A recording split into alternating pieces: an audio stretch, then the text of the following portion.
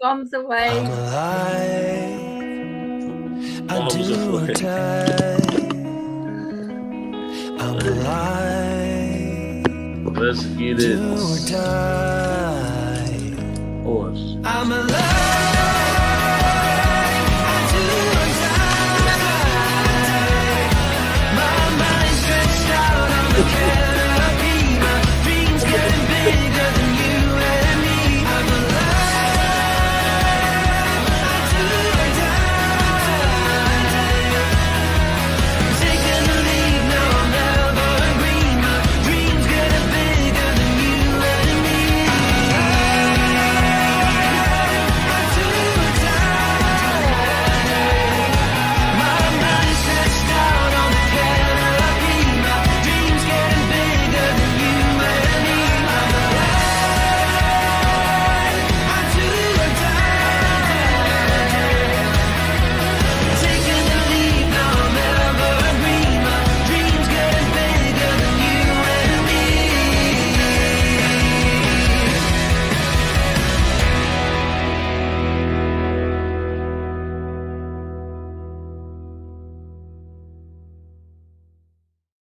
What is happening, people? We are back on the Sean Atwood channel.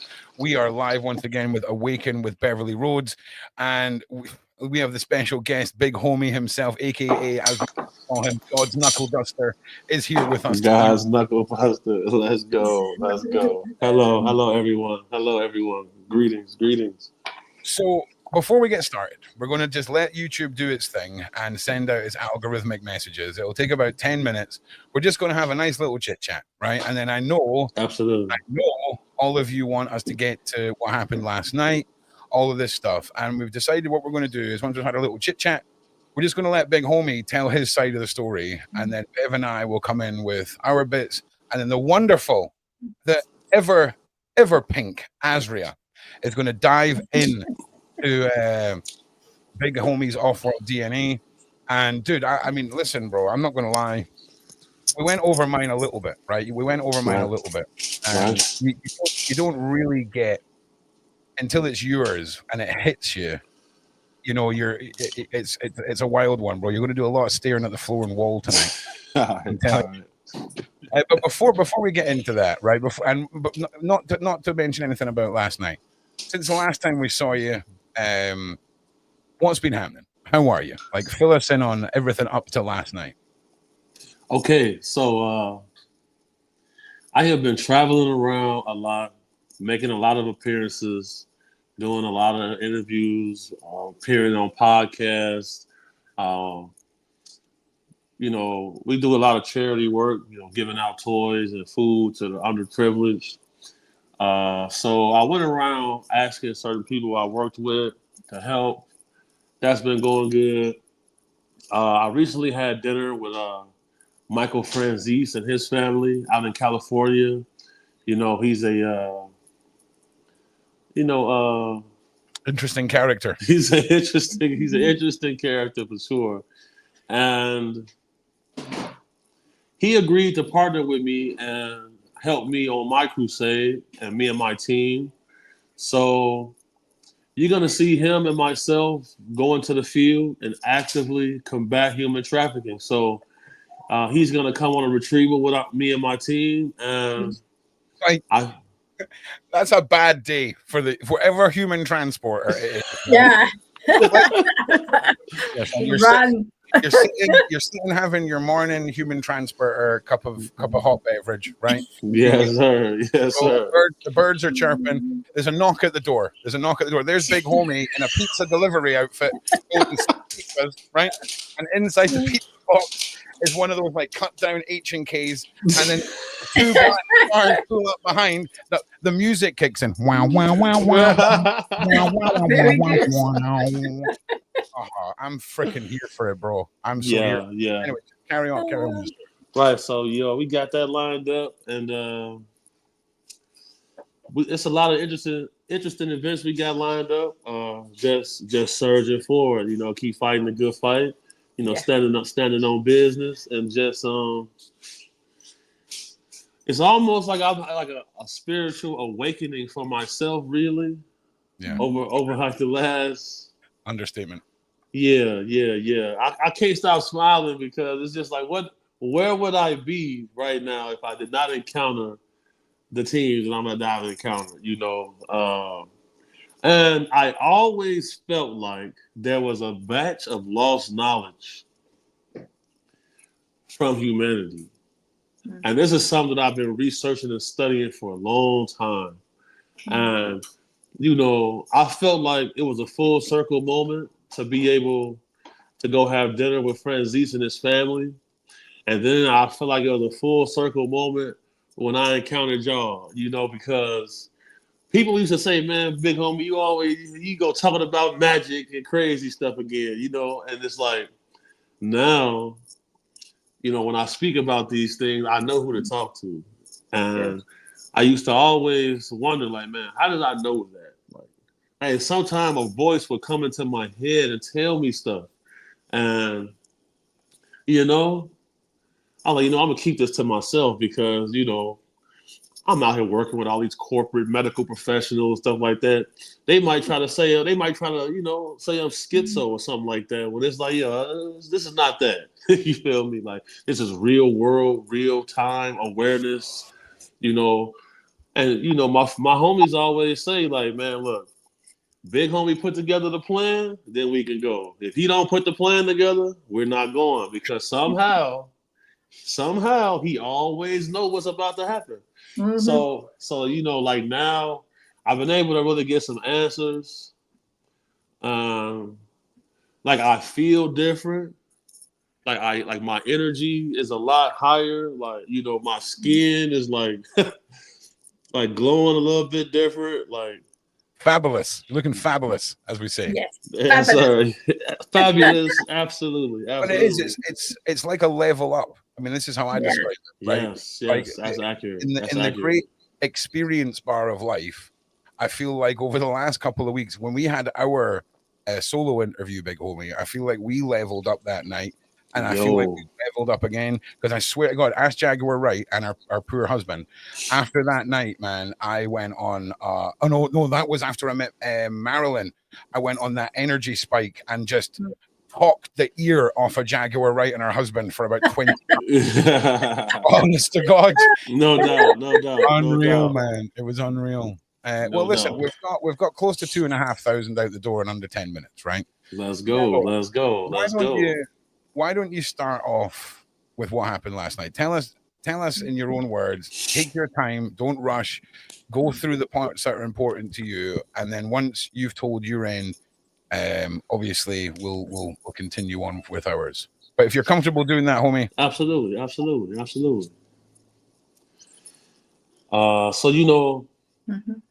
always believe in having a certain level of transparency whenever I'm indulging in these conversations with high level, high thinking people. These are topics I normally don't speak about because, I firmly believe there's a time and place for everything. Yeah. And you don't want certain information to go upon deaf ears simply because you're not saying what people are interested in or have an understanding of. So, the month of December carries a lot of grief and mourning for myself, my team, my family, because for some reason, we lost a lot of people in December or their birthdays were in December. So, I've really been grieving a lot. I've been going through like a period of mourning.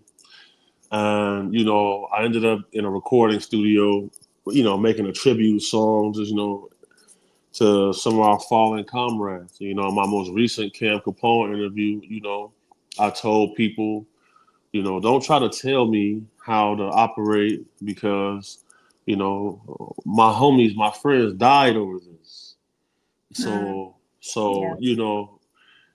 December 13th, as a close homie of ours, his name's Real. His birthday was December 13th. Unfortunately, he passed away. He was shot and murdered. And to this day, we can't really track down who did it. The city of Chicago paid his mother like $25,000 because he was pretty much assassinated on Chicago streets, and they can't track down who the person was. And we know what we signed up for. We know that there's always going to be threats. That some we can mitigate, some we can't mitigate. And his birthday was on the 13th, so we've been mourning him. We've been paying tribute to him, and there's a gentleman who we would consider like a spiritual advisor. He told us, if you ever want to speak to your fallen, you need to do so at 2 a.m. According to him, 2 a.m. is dead time, where spirits are most active. So, we listen to that. And at 2 a.m., I get like this weird pressure in my forehead. And then I get this weird nosebleed. Now, remember, Ron, I was sniffling and blowing my nose the entire time.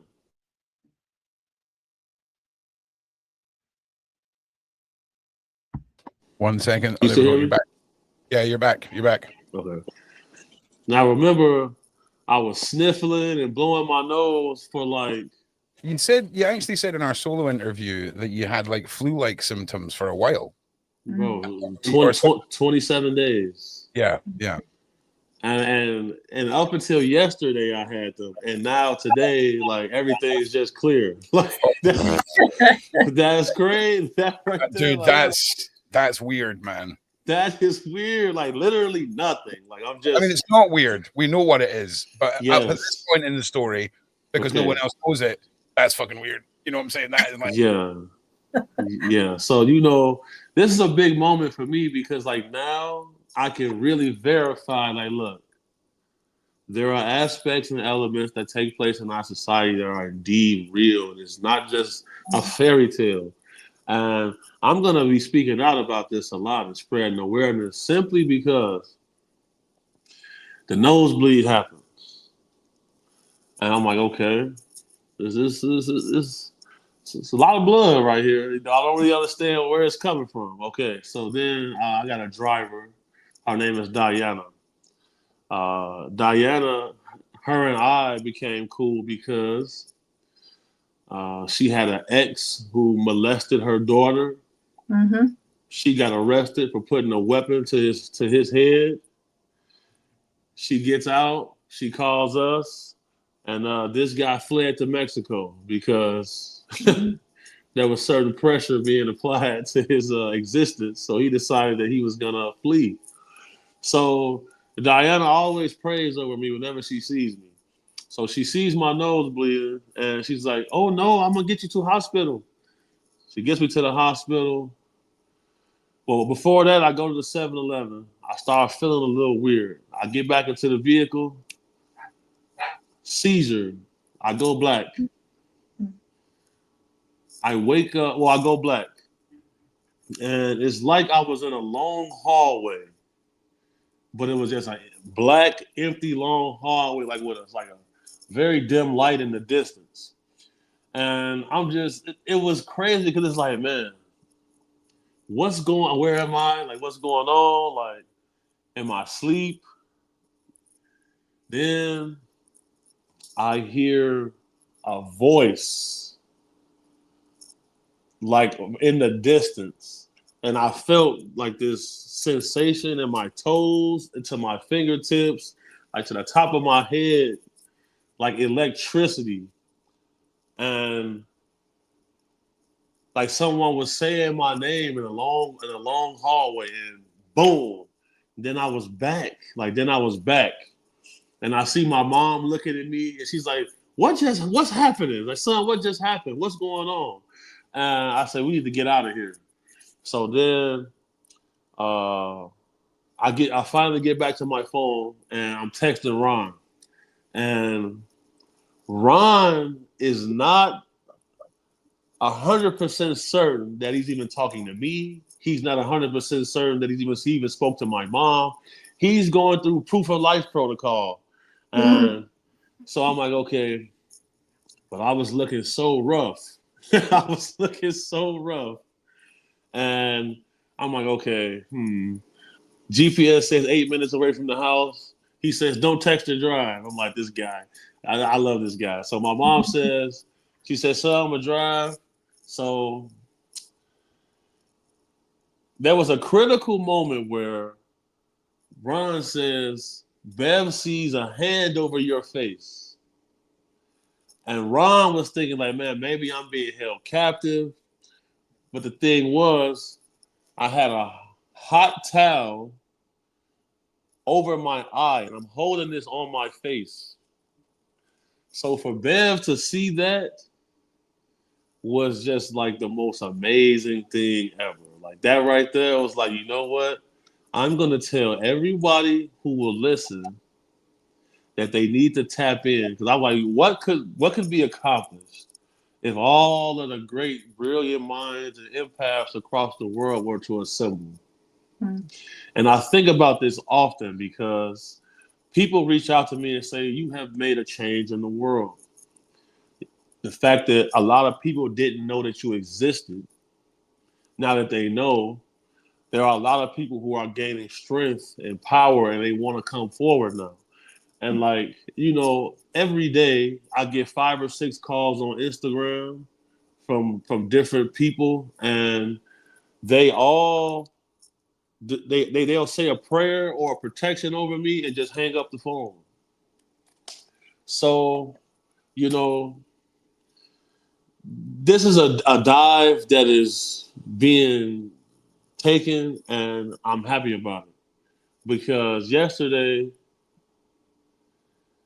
I learned that I really have been under a spiritual attack. Like the energies, the energies are real. Like there's things taking place that are really above my pay grade. Because in my last interview with Ron, when I seen that symbol, I was like, wait a second.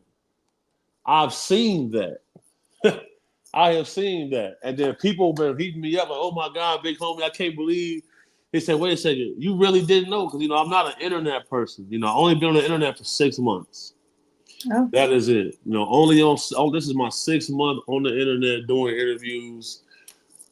Most of them are doing a lot of views. And people are finding out about a lot of different stuff. And I am here to say, because what would have happened to me?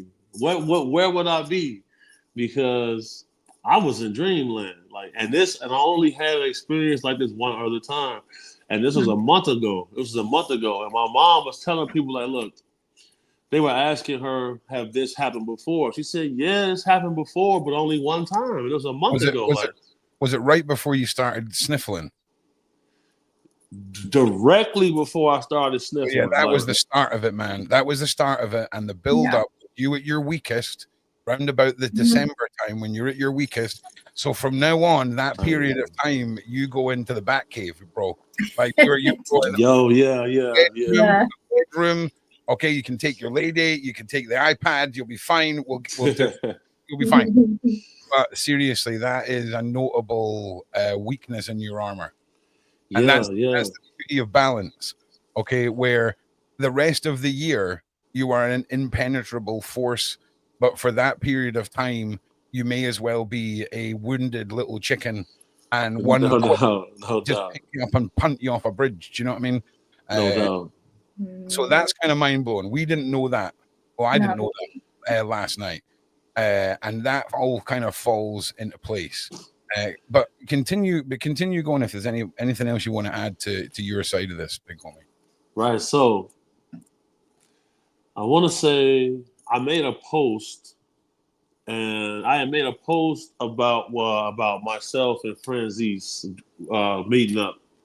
And the post was stuck on 666 likes for like 2 days. I screenshotted this and I'll send it to you.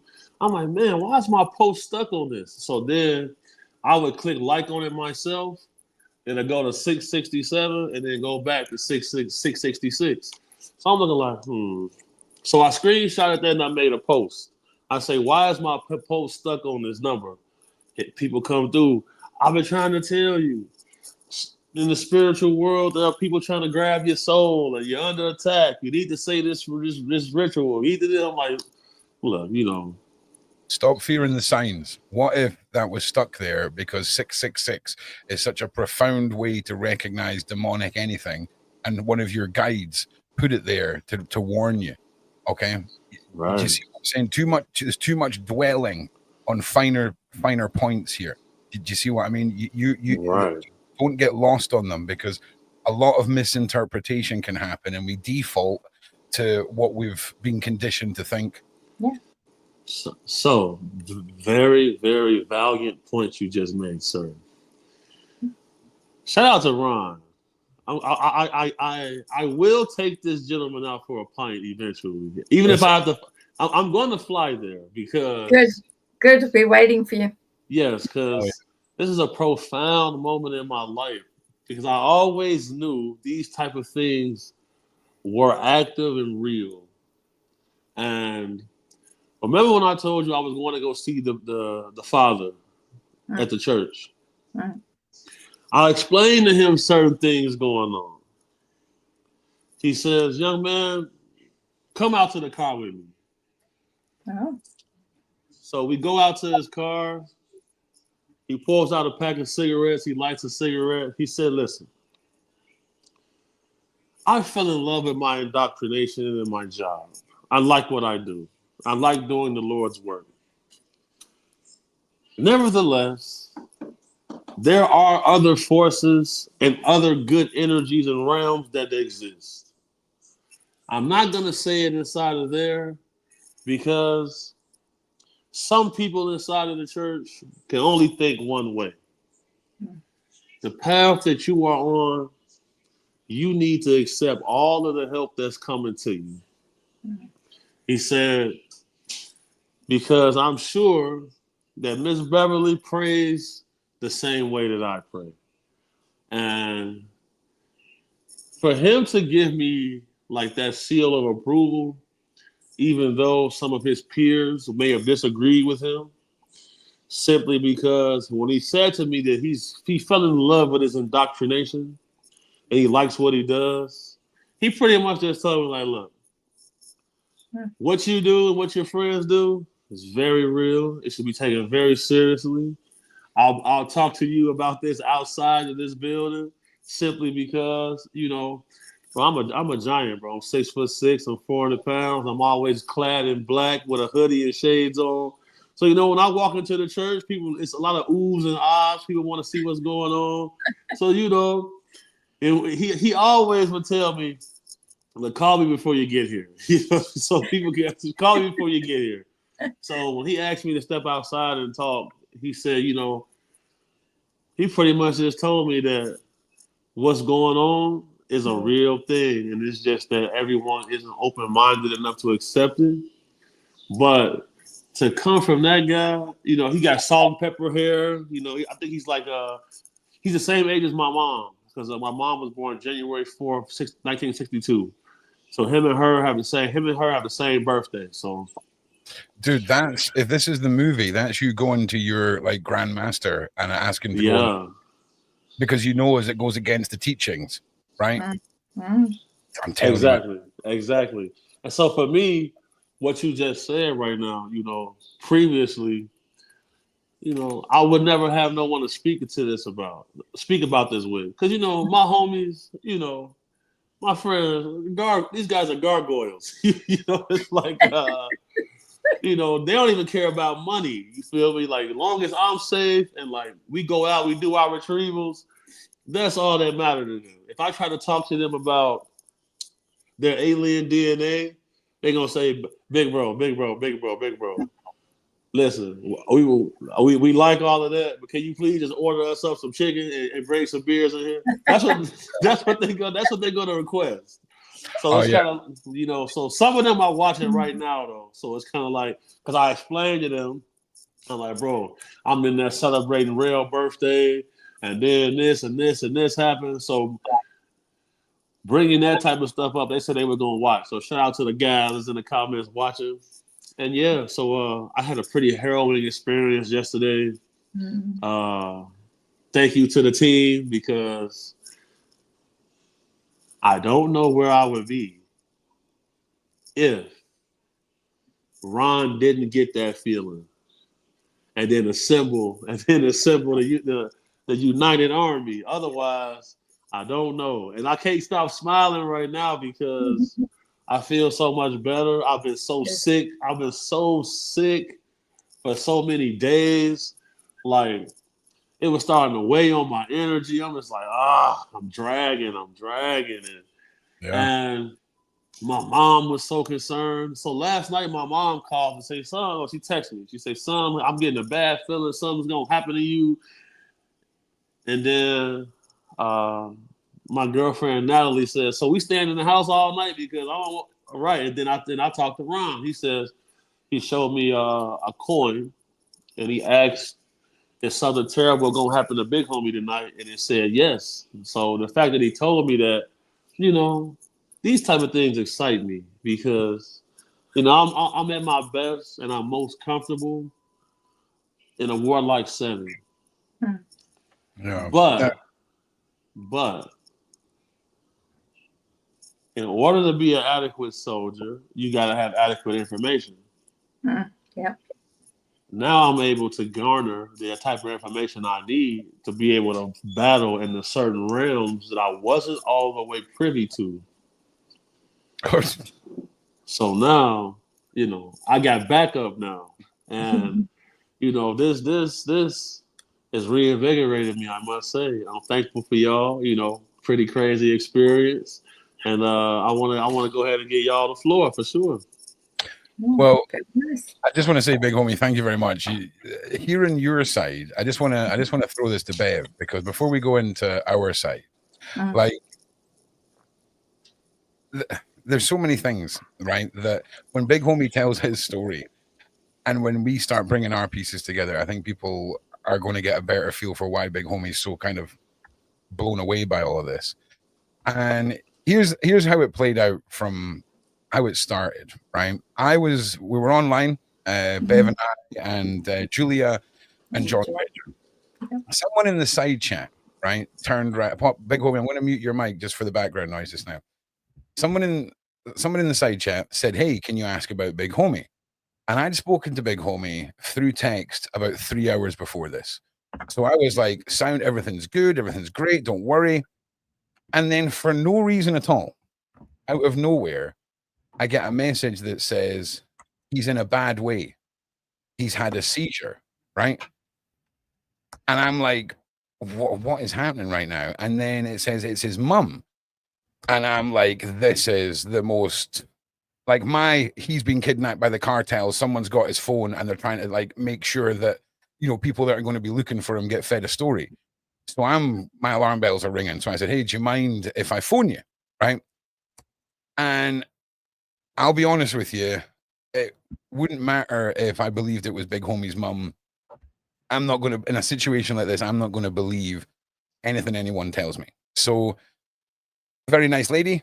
I had to just make sure that she felt like I was a trustable individual, and that's what I did. I got off the phone and I phoned Jaguar and her husband. And I said to them, listen, I need you to phone Big Homie as if you're just phoning out the blue. And if anyone else answers, just ask what's going on, all the rest of it. So they started doing that. Then found out that there's the possibility of someone checking on Big Homie at home. So I come back to the computer, right? And I sit down and I look again at the messages from Big Homie's mum.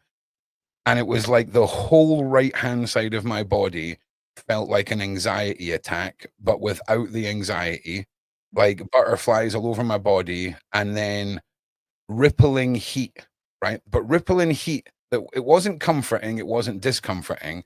It was like, if you didn't act now, the heat's going to get hotter. So I just felt this overwhelming rush to get Beverli, right? Went on the stream, pulled Beverli out the stream, explained everything, and Beverli went into what she does. And after getting that red alert, I handed over to Bev. And up until what I'd like to do now is just sort of go through with Bev what happened next, and she can tell us from when she came in, and then we'll go from the next section. But Bev, yeah. So I pulled you off the live stream. Hmm. You've started getting concerned because you couldn't just automatically zone in. So go from there, because I've never seen you with not a panic face, not a worried face, but anything. The working face, which is why I've walked you said working face coming. No, not the working face. Before all that happened, just as you came off the podcast, in your regular Beverli ness essence, you just, for a split second, the calm and serene face changed. Like, I seen the urgency, and it was like, oh no. So at that moment, take us through your end. So at that time, by the time you saw the worried face, I'd already gone in 3 times to Homie to go and see if I could get there's some sort of an energy out of him. And that's when I saw the hand, but then I also saw him sliding. And then I realized, yeah, he's down that tunnel. He's down the tunnel. And that's when I said to you, I've got to pull him out. I've got to pull him out. I know where he is. I've got to pull him out. And that's when I then went and co-located and grabbed him and then shouted like hell. Really the strongest I've ever done. And said to him, come back here. Now, come back here right now, this minute. Yeah. And really gave him what for. And I think that was part of that. And I could see that he was sort of half and half. And I said, no, this is not happening. Not happening. We're gonna start pulling him back. And he turned around and he looked at me as if to say, who is this cheeky one? Why is she shouting at me like this, for goodness sake? And I said, right, come on, let's go. And that's when that white light came, and then I pushed him. I pushed him straight back into his body. And that's what happened at the time. And that's when I said, we're going to have to close up, get him back, move him out, and then get him to somewhere that's safe so that they can't get to him. Well, if you think that's it all, it doesn't end there. No. So what Bev just told you there was a part, let's say two-thirds of the way through Bev's story, where she phoned me and she's doing what she's doing, and I don't know what I'm doing. I'm just like, third eye, fire the third eye energy. Don't go panic mode. So then I went back to the computer, and Bev and Big Homie, I swear to God, simultaneously, Bev said, I've got him. And Big Homie's mum said, he's just set up and he's talking. And then the next message was Bev saying something that was almost what the next thing was being said. And then it just went like this. And I'm sitting there, right? And you've got to understand, I'm really good at keeping my cool and processing everything, right? But I was fanboying out during the red alert, right? So they're typing all of this. And then that's when Bev went back on the podcast, and I went into, I need to see the video call. That's where we're up to in Big Homie's story, where I needed to see the video call. Now, he did video call me, and I will say, I know Big Homie's secret. He has a 4-foot red mohawk, and he wears a bald cap. Okay. And I'm just telling you right now, that is Big Homie's secret. So it's out there. But I'm telling you now, I have never in my life, we were just talking about how you have to act. The minute the doubt sinks in with magic, it goes, right? You have to act. And that's what I did. But here's the next thing. The reason that I rushed Bev off, right, was I pulled a card for Big Homie. And that card was grief. Now, after hearing about his brothers, it makes sense, right? Yeah, it does. Listen to the first two. This is all I read before I pulled you off. They have funerals and gather solemnly around their fallen friends. That was when I just pulled you off the podcast right there and then, because the grief card was relevant to his feelings, but those 2 lines were the guided warning that I needed. Because I'm going to be honest with you, I have a coin and I hate this coin, right? This coin is covered in rust and it has yes and no on it. To me, this is one of the most brutal and powerful tools I have because there's no room for interpretation. Okay. Yeah. And it has never been wrong, and I hate it. And I spun this for Big Homie last night, and I asked, I can't remember if it was is or was Big Homie in danger tonight, and it came up as yes. Then we found out that Big Homie was getting on a plane, right? And we all decided to do our thing. Also, as well, can I just say, there's nothing funny about protection spells, but when your picture of Big Homie on the altar, right, where he's like it's so good. It's so good. It's so good. Like it's so good. So all I can do is send Alan, right? So I've sent Alan out and put an incantation and a spell with Alan that if anyone tries to hurt Homie, that is tenfold reflected back and inflicted on their flesh and bone. And it was weird because I've never done that before. And it was like as if I was holding Alan on the left and Homie was holding him on the right, because I send out from the left and receive from the right. And yeah, that was that. I had a very interesting sleep. And then when Homie messaged me and said that he'd landed and he was safe, it was like I felt whole again. It was nice. But what in the living, like, listen, I'm going to be honest with you all. All of this is real. None of this is nonsense. No, sadly not nonsense. Effectively, I got a warning. Why did your mum message me? That's another thing. Of all the people in your phone, why did she message me? This was because I told her that I had to do an interview with you, but I told her that yesterday. I told her that the day before, but she said she didn't. She said she didn't even know why. She just said that something told her that she needs to message you in particular. And I always wear a hoodie. You feel me? I like hoodies. I always wear a hoodie. And when I was in the airport, I'm like, man, I just feel like there's somebody always walking behind me or like watching me. So I will keep my hoodie down. So I'm keeping my hoodie down. And it got to the point where I said, you know what?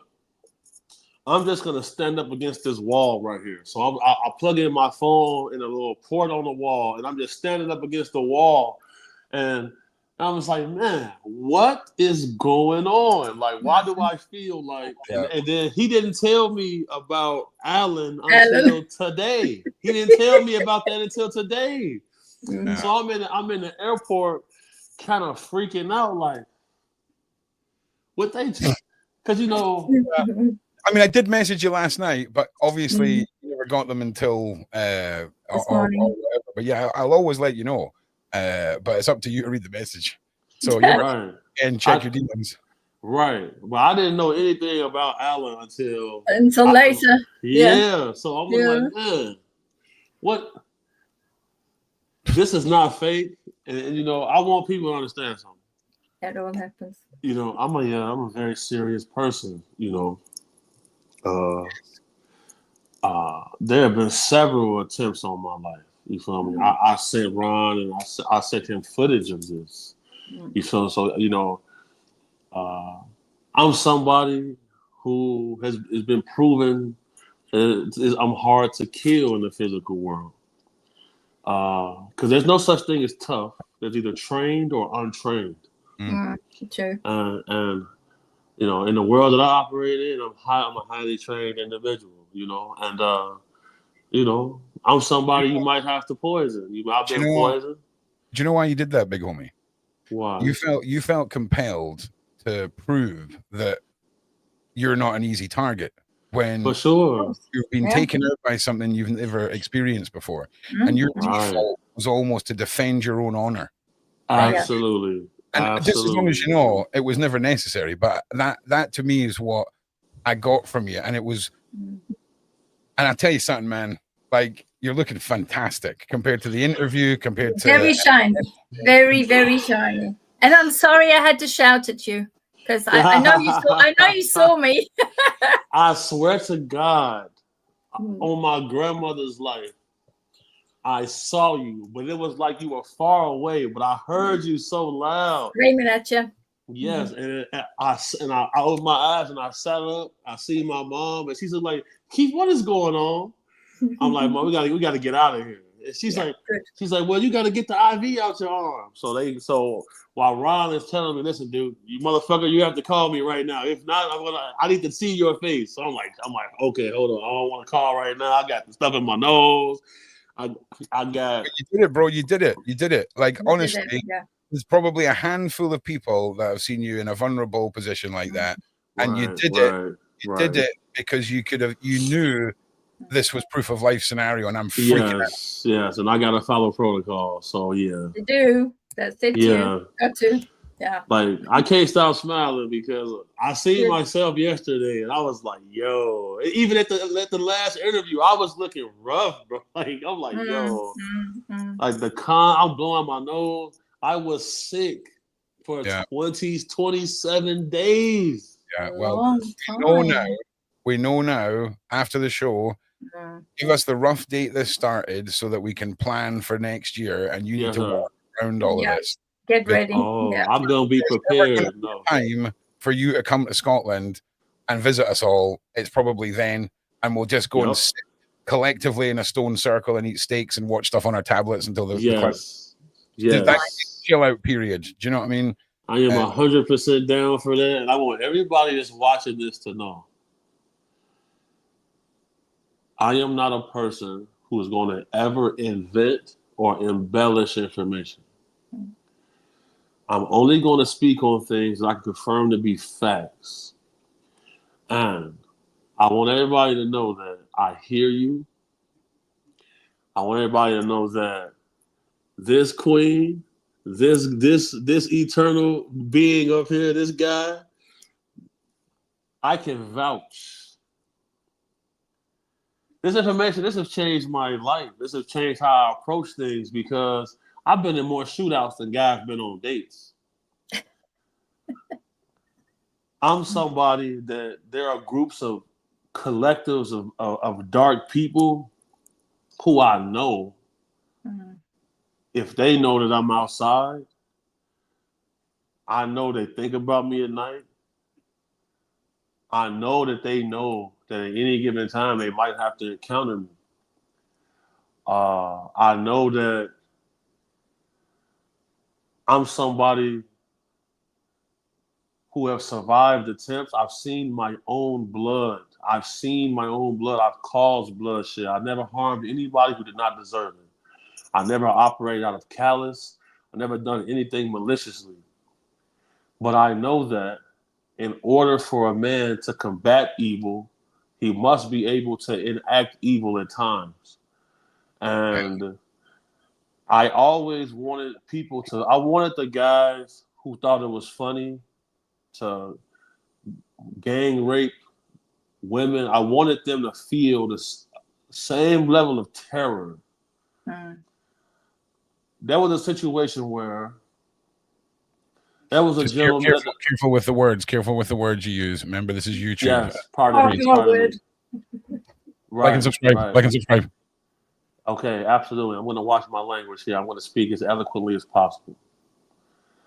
There was a situation that was brought to us where there was a lady who had cameras inside of her home. She was dating a man, and while she was at work, she decided to randomly check the camera feed, and she said she heard rhythmic smacks, and she heard her daughter screaming for Jesus. Oh. What? Right. So that's a ask questions later scenario. So the only people at her house is her new boyfriend and her 13-year-old daughter. Wow.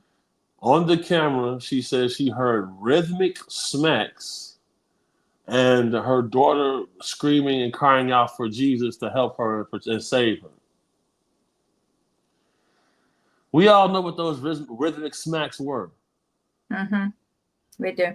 There's a SA taking place at this point. this gentleman was brought under scrutiny. Good. And I've looked into several men's eyes when they thought they were about to perish. And this gentleman cried out for Jesus. And shout out Big Dugar. Dugar said to him, he said, bro, that little girl was crying out for Jesus too. So unfortunately for you, he's not coming here today. And you know, this this gentleman was relieved of a few molars. Yeah, he made it to the bag. He made it to the bag. Yeah, he made it to the bag. So once those molars were removed out of his jawline, and by a professional medical dentist YouTube algorithm, just so you know. Yeah, dentist. Absolutely.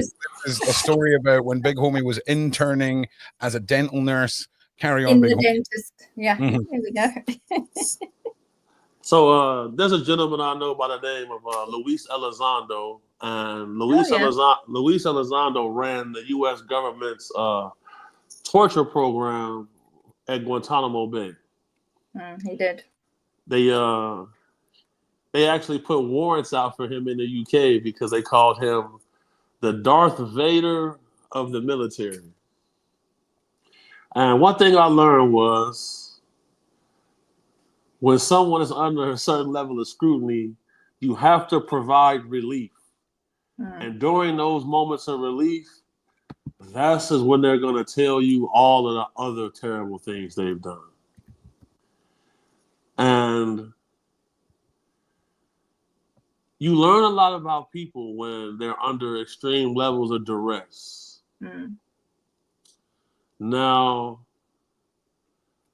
those molars that were removed from this gentleman by medical professionals, those are on a little necklace, and that lady's daughter, that young lady's mother wears that necklace daily with those molars on it. And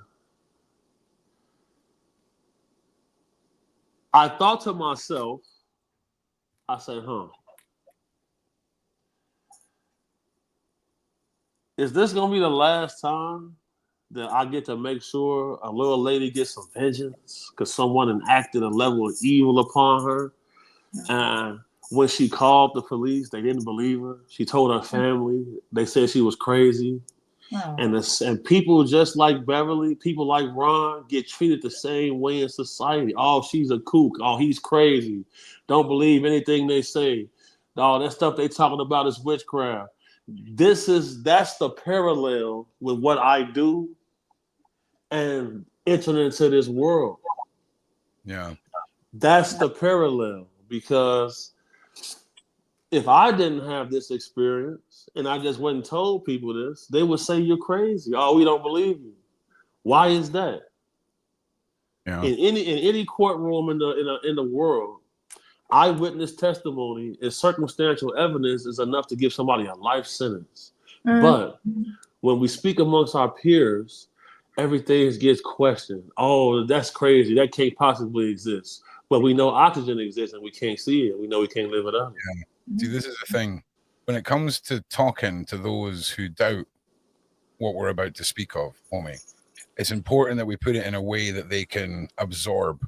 That's why I talk about movies a lot, and I talk about, comparing us to a Dungeons and Dragons, dungeon raid team and all this kind of stuff, because it's processing. It's easy for people to process.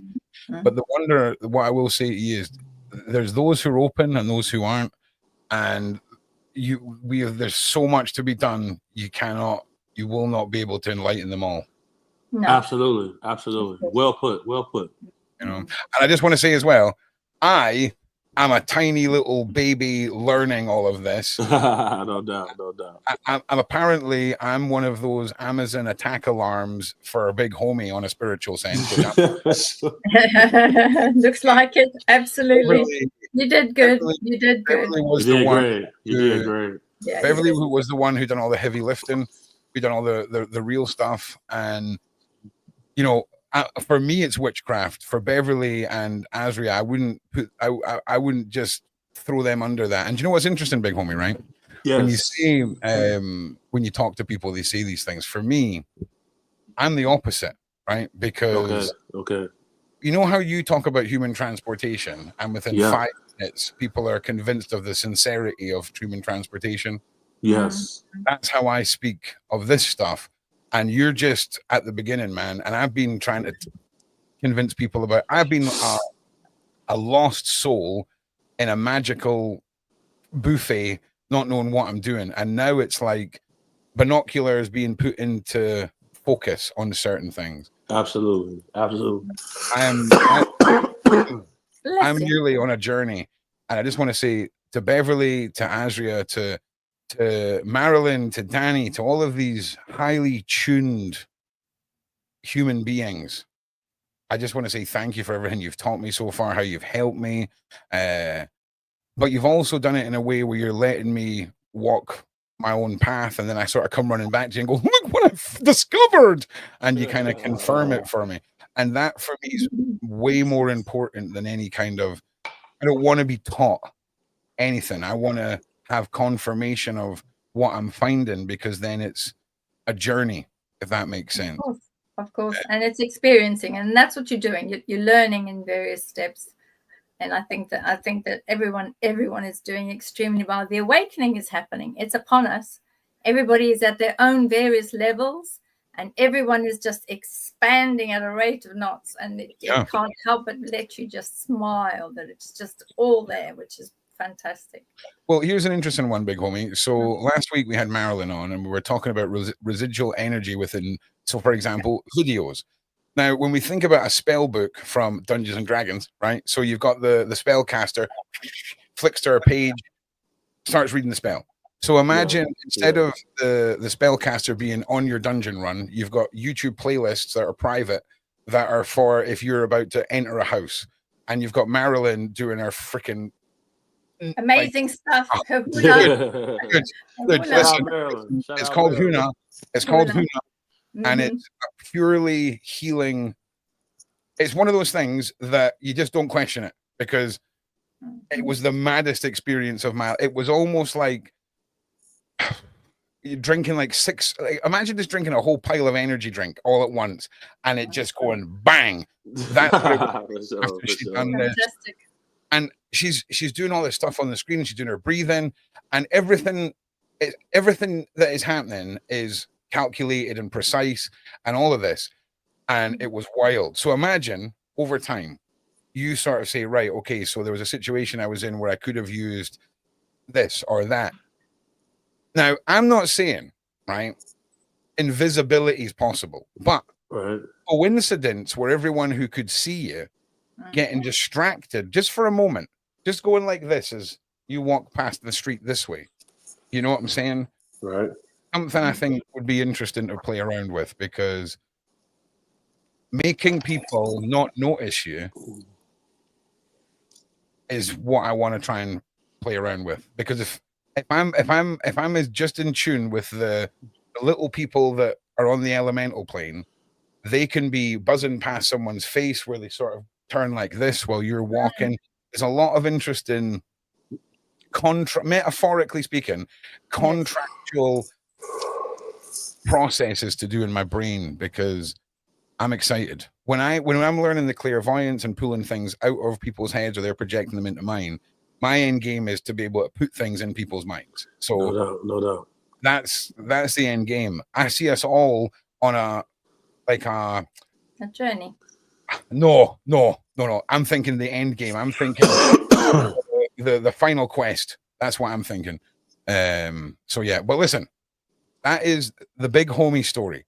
I want you all to put a 1 in the side chat if you're a believer. I want you to put a 2 in the side chat if you weren't a believer, but then you heard big homie talking about this and now you're a believer.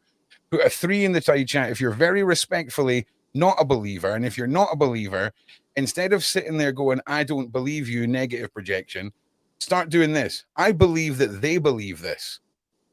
I'm okay with that. Believe in us and our belief in this, and that is a positive projection. It is. But do you know who has been very patient for the last like 48 hours or 24 hours? It's our Asria. And I just want to say, when it comes to the off-world DNA and everything that's about to happen, this is Asria. Okay, I know it's Beverly's show. I'm the humble co-host, the Padawan, but Asria is a whole different supernatural. How would you describe it, Asria? How do you define your talents? Like, because I mean, I'm just say I'm a witch and a magic. How do you pigeonhole yourself for society? Pigeonhole. Oh, okay. I would follow on from everything that you guys have been talking about in regards to frequencies and energies, and I work with energies in a different way. The same with Marilyn worked with energies in one way. I work with energies and frequencies in another way. So it's being able to tune in. And with me, I just use various different tools as well as channeling to do that. I think from that would, yeah. So I feel like you're this. I feel like you're a cosmic scientist. That's the vibe. Oh, nice! That's the first time I've you've got like, for example, right? Like you know how if this was just like a radio you were building, right? And you're tinkering away and you're trying to get that to work, but it's not. It's a freaking cosmic device, and I just get that vibe, and I'm just so here for it all, and I'm just so excited by everything, and I just wanted to make sure everyone knows, okay, everything that's about to happen now. This is all Asria's bag, okay. This is all her wheelhouse. There's no, hey Ron, do you know anyone else that can do this? No, why not? Because Asria tinkering with the space unicorn. I don't know what you call it, but it's the unicorn horn now. I'm too crazy to remember what it is. Can you introduce Big Homie to yourself, to your talent, to your tools, to your skills? Just before we look at that smile, he is the kid in the sweet shop. legit for sure. Give us your cosmic CV, if you will, for Big Homie, just to sort of wet his whistle, if you would. Yeah, absolutely. But no, it's an absolute honor and a pleasure being able to be on here with you and to be able to read you as well, Big Homie. So thank you so much for giving me the time to do that. Yeah, I won't take up too much time and to go through my my back history, but very much I have been for your information, Big Homie. It's the case of I have been working and knowing about spirits, off-worlders, energies ever since the age of 5, maybe even beforehand, and I've been working with them my whole life non-stop. So to me, working with different energies, beings, off-worlders is my normality, and I've been absolutely blessed from a young age to be able to do that, say that, and have had some amazing teachers and people in my life to be able to guide me through these processes. As well, to be able to get to a point where I could directly channel and speak with my off-worlders in order to bring this particular unicorn horn onto the planet, because obviously off-worlders use very, very different technology to us, and there is some amazing people on this planet at the moment bringing some of those technologies through. So with as I said, I've been working with my guides for a very long time now. And one of the things that I wanted to know is how can I visualize the energies that and the frequencies, that I'm getting through. So when I tune in, it's kind of like, not only because I'm quite a visual person. So when I channel, it just comes straight out, and once it's out, it's gone. But I thought if there is a particular way in order to visually show the frequencies that I'm picking up. And after it's taken 2-3 years for the unicorn horn, well, it was called the unifier, because it does unify. It brings in the person's energy, the DNA, and the channeling message all together in order to provide that information to the individual. It's taken about two to 3 years to working on it, to understanding the different frequencies of the different beings, to understand what those beings feel like.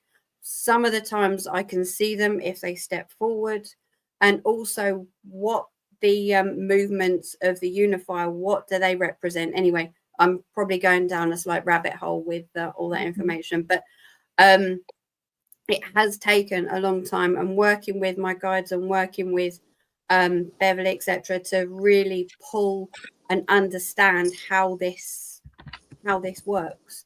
And it was only when I kind of got to a particular point that I was told, you know, you just need to get this out there, because falling on from what Ron was saying there and Beverli was saying there, the awakening has happened. So people are asking the questions.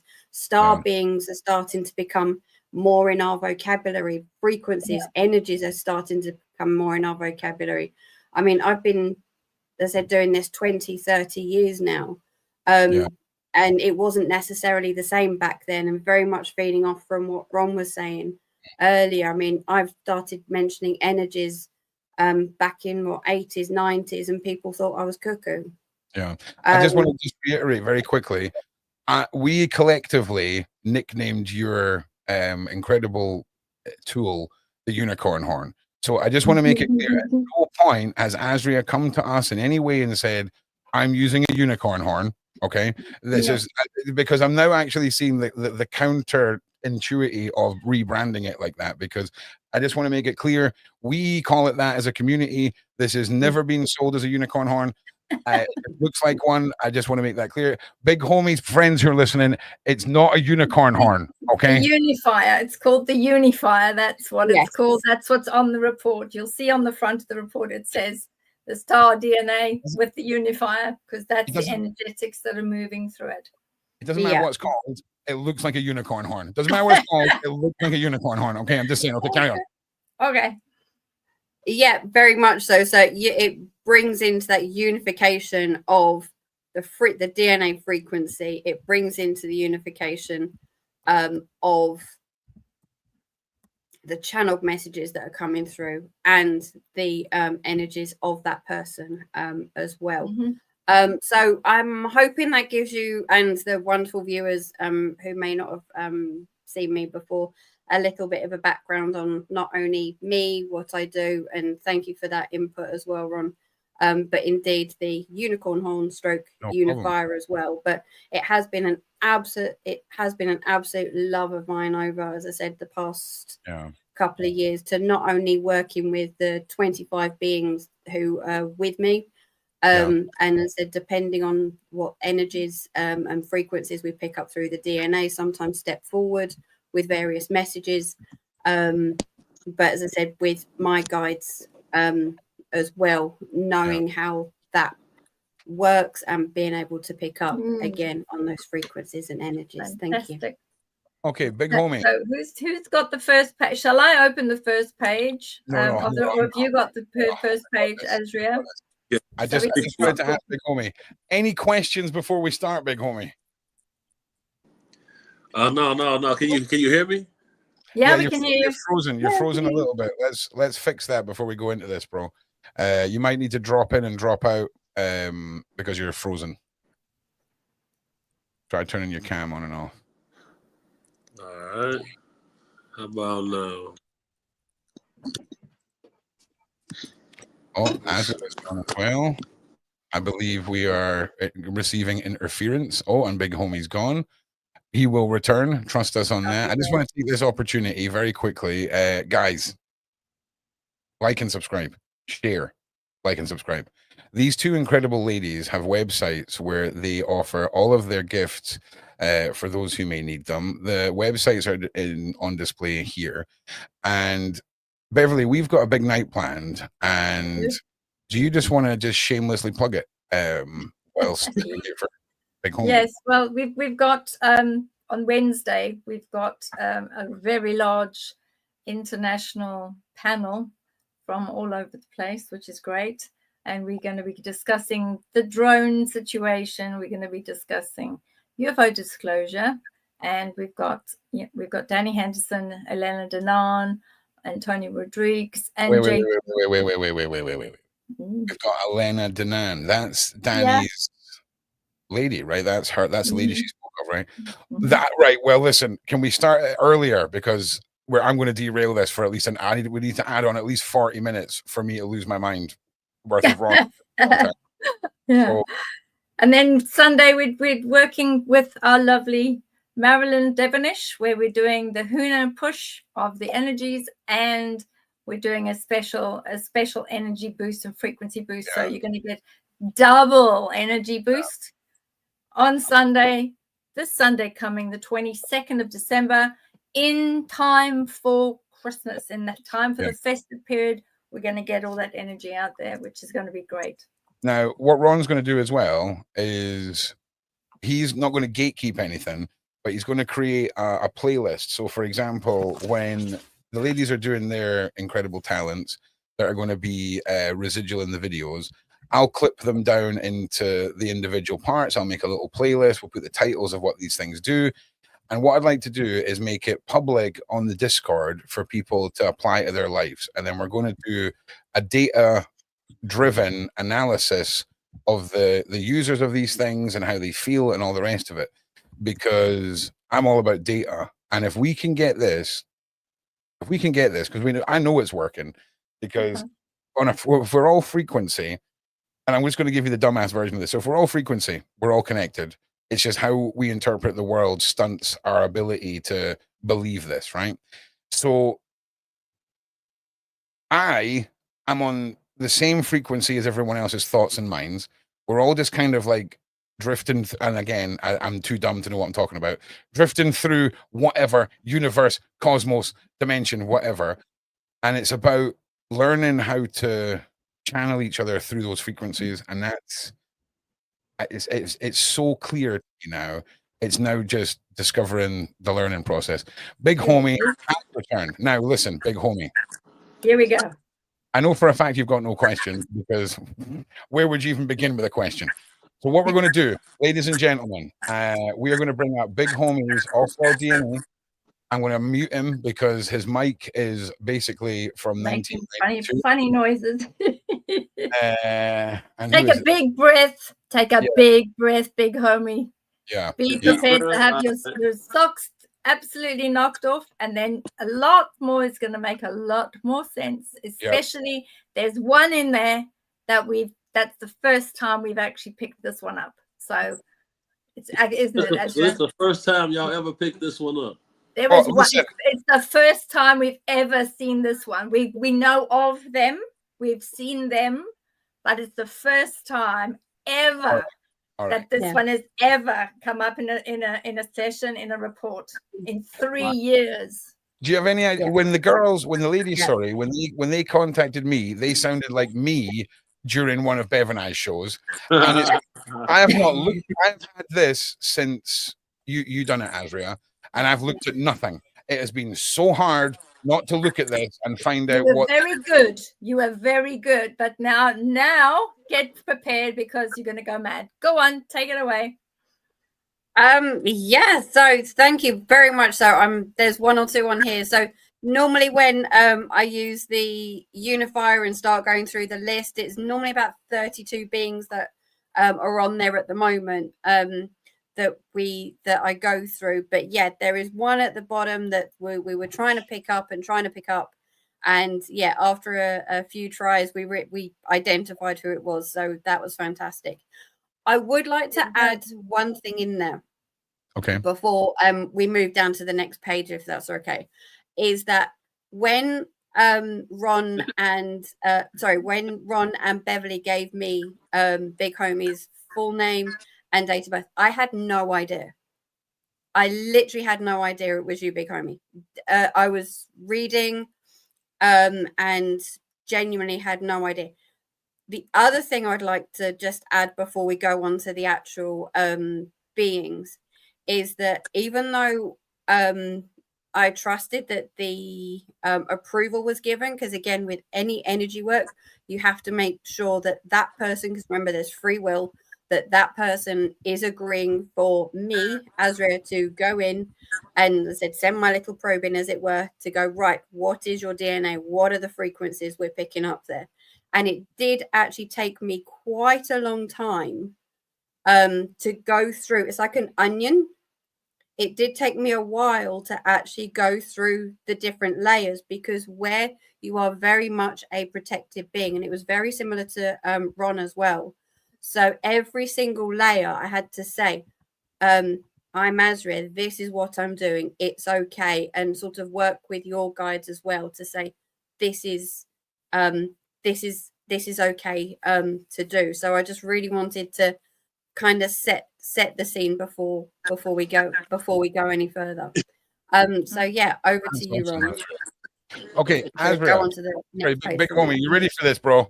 Right now, keep in mind, I'm going to have to mute you because I'm going to be reading, right? So all right. just get ready for this. And what we've done, we've taken the top 5 main areas in the bullets so that it's easier to read, and you'll be able to see them, read them, and go for it. Also, as well, for legal reasons, this is just for entertainment. Okay, there's, as you heard earlier, there's definitely nothing to this, and we're just a bunch of kooks, right? Okay, let's begin. So well done, Ron. Get ready, right? So here we're into your DNA breakdown. The dominant DNA. What is going on here? Okay, so we've got terrors in there, we've got naggers in there, we've got the amazing felines, so the cat race. Those were the 3 main ones. But the terrors we've had before. But there's a secondary being in there as well. So, but then we've got the ones that were detected. So you've got your Nordics, your Mantis, your Alpha Draconians, and you've got your Venusians. So there's a little bit, a couple of similarities in there as well. Okay. So yeah, if we want to go down a little bit more, that would be fantastic. No, I need to ask a question. So these are really chunky results. Like, so whereas we had the second and third with some people, is this like proverbial slap in the face from a DNA point of view? Is this like pretty much how this cocktail's made? Don't mess it up. It's an absolutely, yeah. Okay, I'm going to shut up now. We're moving on. Yeah, no, these in their own right, these are very, very powerful beings. But these guys, as Bev said, stop there. These guys, the Hyperborean, and it says on there. So after we'd done the reading, there was another being coming through, and we took a while to pick it up. And these guys very, very much work with you. Are super light beings. As I said, we haven't seen them, but we heard of them, but just have not seen them, or not seen necessarily, but felt. There was a different feeling that was around, like the whole time, the whole reading. As soon as I kind of like made my way into you in the nicest possible way, there was this really kind of very warmth feeling. Oh, homie, what you like? We haven't even gone into the reading fully yet, by the way. No, but this is the biggie. This is the big one. Yeah, and this is the one that protects you. You see, and this is the one that when you said the voice was coming through, this is the people. These are them. These are them. So, is this possibly who came on my right side? That didn't sound right. Is this possibly who was on my right side and was also going into Homie when Homie was saying, you know, when he was told that there was something specific that he needed to get out of there because of the ambush, it would have been them. Yeah. So these guys, as I put on there, are pure consciousness. There's no DNA. Right there. Are you okay, Big Army? Okay. This is overwhelming because I never knew anything about this. When I explained to Ron and Beverli that sometimes in times of peril, that a voice will come into my head and tell me I was on the brink of getting ambushed. I'm sitting on a couch, sitting next to an automatic rifle, semi-automatic rifle. I'm in a state of paranoia. There's a bounty on my life right now for $50,000 because some people wanted to retaliate because a guy named Kenny, who's a piece of trash, got his teeth knocked out because he thought it was funny to make a video of an underage lady trying on bathing suits and put it on the internet. He thought it was funny. Everyone type Kenny sucks in the side chat, please. Kenny sucks. Yeah, And listen, I see all of these comments as well. And listen, I want to tell everybody that I am flattered. Big homie holler at me. I need protection with the hard eyes. It's okay. All right. Thank you all. But this right here, this is just an astonishing moment for me seeing that because dude, this is just the tip. The tip's just going in, bro. Man. This is nothing. This is we're only like this is we're teasing you here. This is bro, sit the frick back. Go and get some cocoa. You need a He's comfort. not having cocoa, he's having a whiskey. Oh, bro, listen. I'm loving where we're going, but bro, you ain't see. We're the bro. Carry on. First time ever. Go for it, Asria. Thank you, Asria. Thank you. I just had to say that. You please. Hell yeah, you did. Hell yeah, you did. No, when there's confirmation like that it makes all of this worthwhile. So no, thank you. So yeah, please Ron, continue to the terrors, the next one. So as Beverly said before, I've kind of broken it down into 5 separate steps. So we don't necessarily like have to read through it because there's an awful lot to bring up here. But excuse me, these dudes, as I've put in here, all of the literacy that I've read about them, they say they're between 5 and 7 foot tall. Not the ones that appeared in my living room.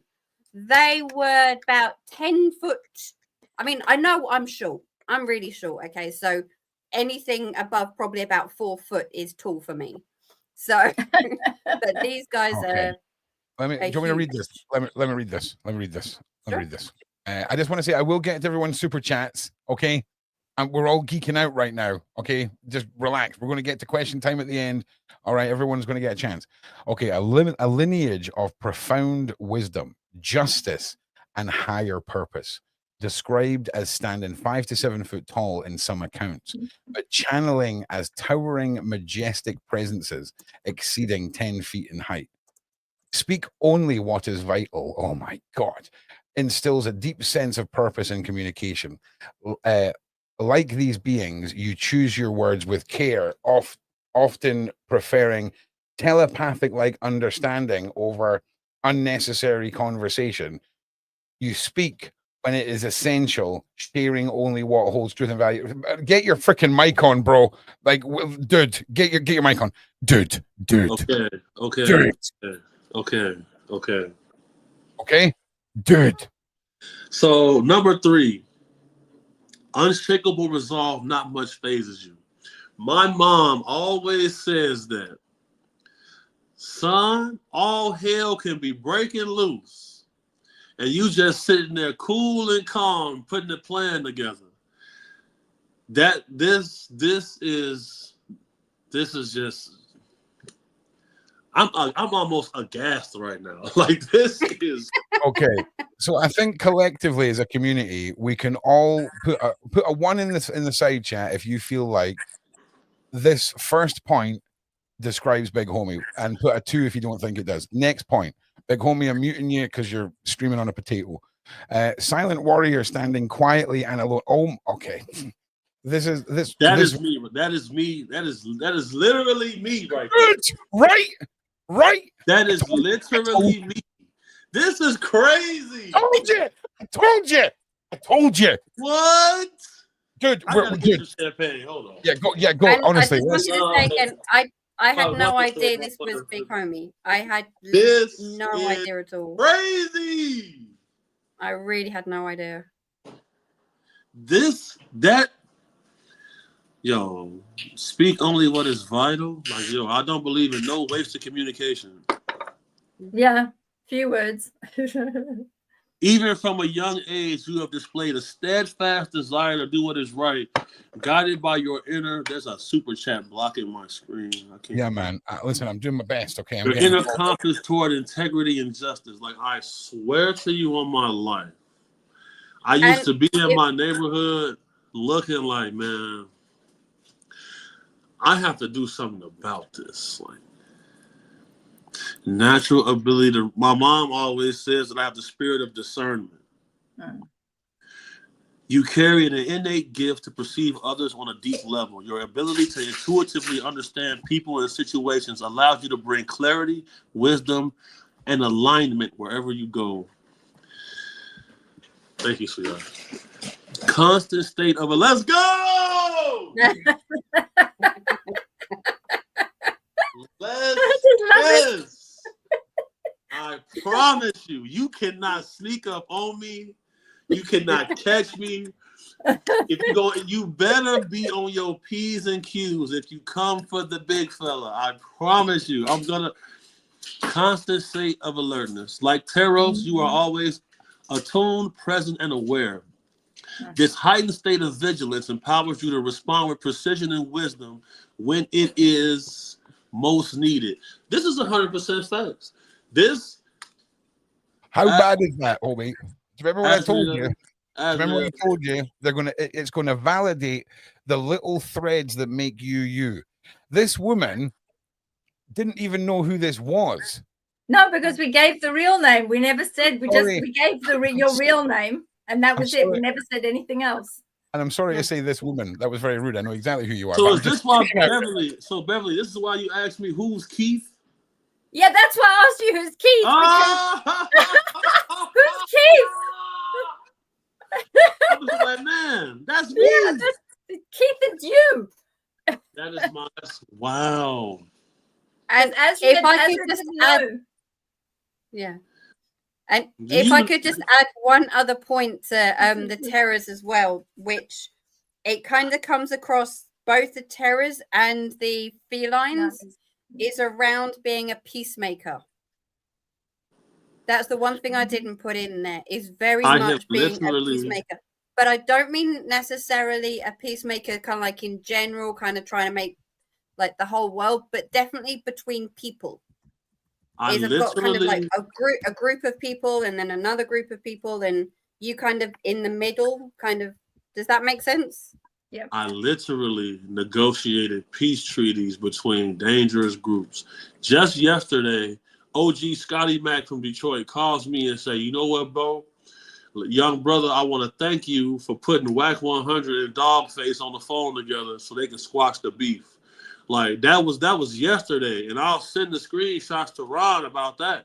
This right now, this, I am. I told you, bro. I told you.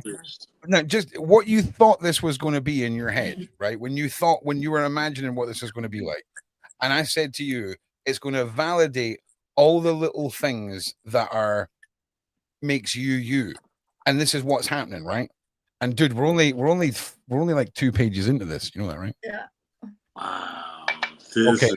So the Teros, and let's just not skim past this as well. The Hyperborean, you are guided, my guy. Oh my goodness! Finally, I have answers. Yeah. Oh, also, whilst just before I forget to do this, I'm going to just. I just feel like a sense of relief, like vindication. Like Good. Okay, that is me just sent over this PDF to you, so you've got it, bro. So anyway, let's carry on. I'm gonna take a deep. I'm gonna delve deep into this. Like, okay, so the next one, oh, it says third, but anyway, you can go down. Is the Nagas. see, my mom knows more than she lets on. That's the thing. My mom knows more than she's letting on, and that's the same thing with the priest at the church. Because my mom was an exhorter in the church, but she kind of deviated away from the church as I started to get older because, you know, I was catching like preachers doing weird stuff and stuff like that. And like, she's the only one who told me these things, like some of these characteristics about myself. Like, okay. I'm gonna mute my mic. All right. Okay. Awakening the power of your Naga DNA, revered for their dual roles as protectors and guardians of ancient wisdom. Very important. This is divine lineage deeply supports your soul's purpose, guiding you to make a profound difference in lives of individuals and larger communities. Like, Yep. okay, a natural leader. Okay. You carry the innate ability to guide others towards a better life, leading them out of circles of difficulty into solutions, clarity, and empowerment. This quality aligns you with the Naga mission of uplifting and protecting others. Chime in, big homie, because Okay. I have always been a leader of men. I've always had my own crew. I've always had my own team. I have always been in a leadership role. And, you know, and my brother would say, bro, how do you know how to do this, bro? I'm your brother. Our father was in prison. Our uncles and them was not around. Like, I raised my brother. I raised my little sister. You feel me? Like, my mom was in a mental hospital for a little while. My dad was in prison. Like, they would ask me, like, how do you know how to do this? Like, you know, captain of the football team, homecoming king. I was the homecoming king with no date. I was prom king and didn't even go. can I ask you, does this point towards big homie being activated at birth? I don't think so. He would have been activated later. You can. Some people do come through with some of their DNA already activated, but he would have. There would have been a situation later on in life where it's necessary then to activate specific areas, like the Nagas, like particular areas. The Nagas would have been with water for sure. Could it have been the pressure of a young age of having to support his family, and that rather than crumbling, that possibly could have activated that?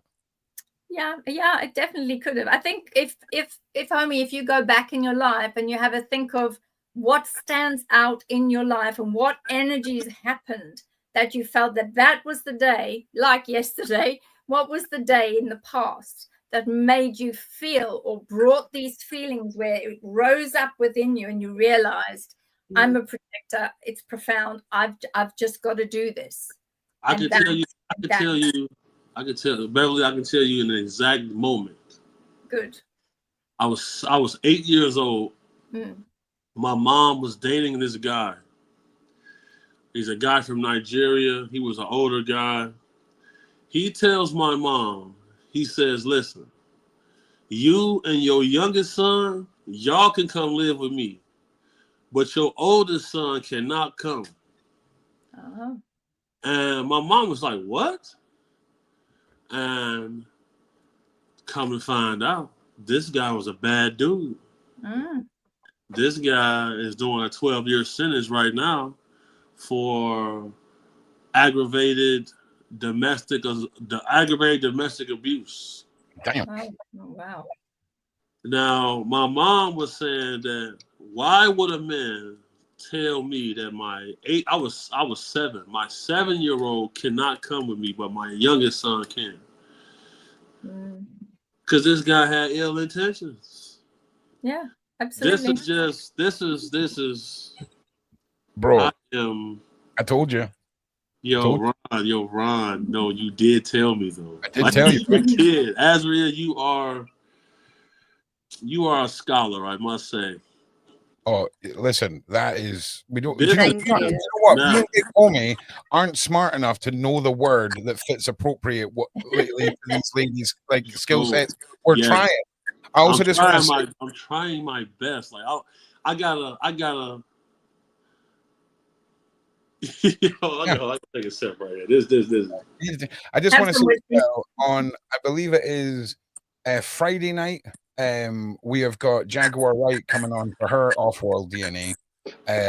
Oh, So I'm assuming she's going to watch this back to sort of see what it's all about. But homie, let's just keep going, okay? Because keep going. Go for it. Sorry, I muted you. Say that again, homie. You want me to narrate? Yeah. Yeah, you go. Yeah. All right. Let's see here. We on number 2. Number 2. Yeah. A soul designed for longevity. Your DNA carries the energy of endurance and longevity, supporting your ability to fulfill your central soul mission.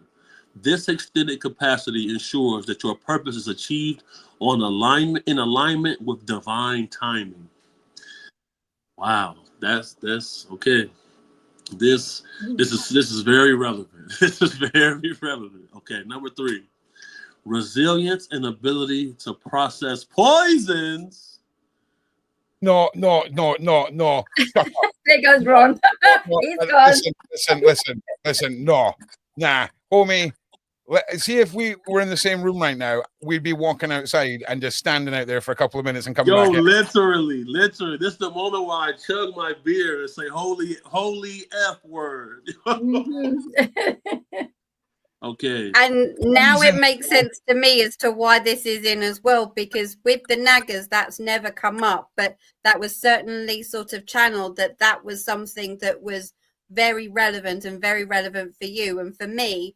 And I'd just like to go back to the point that Ron made earlier, is when it comes through, you don't question it. You just jot it down or write it down. Yeah. You don't question it. And that was certainly a piece that came through, and I was like, I don't quite understand this, but I'm going to put it in, and it's very, very clear that this is very relevant for you. So I just wanted to pick up on some of those amazing things that were said earlier, because as I said, that's what came through channeled to say this is relevant for this person. I don't know why, but it's there, and the amazing reactions of Big Homie and Ron speak volumes, and it makes my heart feel very nice. What's going on? I have literally been poisoned before. Yeah. Like toxicology report, remnants of literal cyanide poison. I've had pneumonia on 3 different occasions, and the way that cyanide metabolizes in the human body is it turns into pneumonia. Wow. All right, I just literally, law enforcement came and swabbed my car, the front door of my house, my back door. On my car door handles, there was cyanide on my car door handles. All right. So listen, just before we go any further, just pretend we're alone, Big Homie. Like some lady that's never met you just jotted down about poisons and that, bro. Like a woman that's never encountered me. Yeah. Never encountered you. Just talking about poisons, bro. I never had a conversation with her. Yeah. But this is my first time ever seeing her. This is her first time ever seeing me. Do you know what? Maybe we read it wrong. Resilience and ability to process poisons. All right, just carry on, bro, because I'm like, just carry on. Okay. Now, resilience and ability to process poisons symbolizes your capacity to transform hardships and negativity into wisdom and strength. This gift allows you to navigate life's challenges with grace, emerging even stronger. This is just so accurate, like completely accurate, because literally, you know, I was weak last week. I was sick. I was a little confused. Beverli just had to bring me out of a coma almost. And like now, like you seen me yesterday, Ron. Like I was like the way I'm looking right now, like I feel a lot stronger, like to my core. This is just amazing. This is amazing. You had the freaking flu for 30 days, and then you went almost into a coma, and then woke up with the flu and out of a coma. Hey. I was I was on the November 6th. No, November 7th, I was in Dallas, Texas. In my hotel room after a retrieval. I was so sick. I made a post on Instagram. I was sick, and a lot of supporters asked me where I was, and they sent me all type of medicine and stuff. I'm taking the medicine. It's not working. I ended up going to the hospital. They give me antibiotics. I'm taking amoxicillin. It's not working. Like, it's not working. So I finished the antibiotics. I'm still sick. I go to the doctor. They say, you got a sinus infection. I'm like, sinus infection? But I've been taking, okay. Fast forward.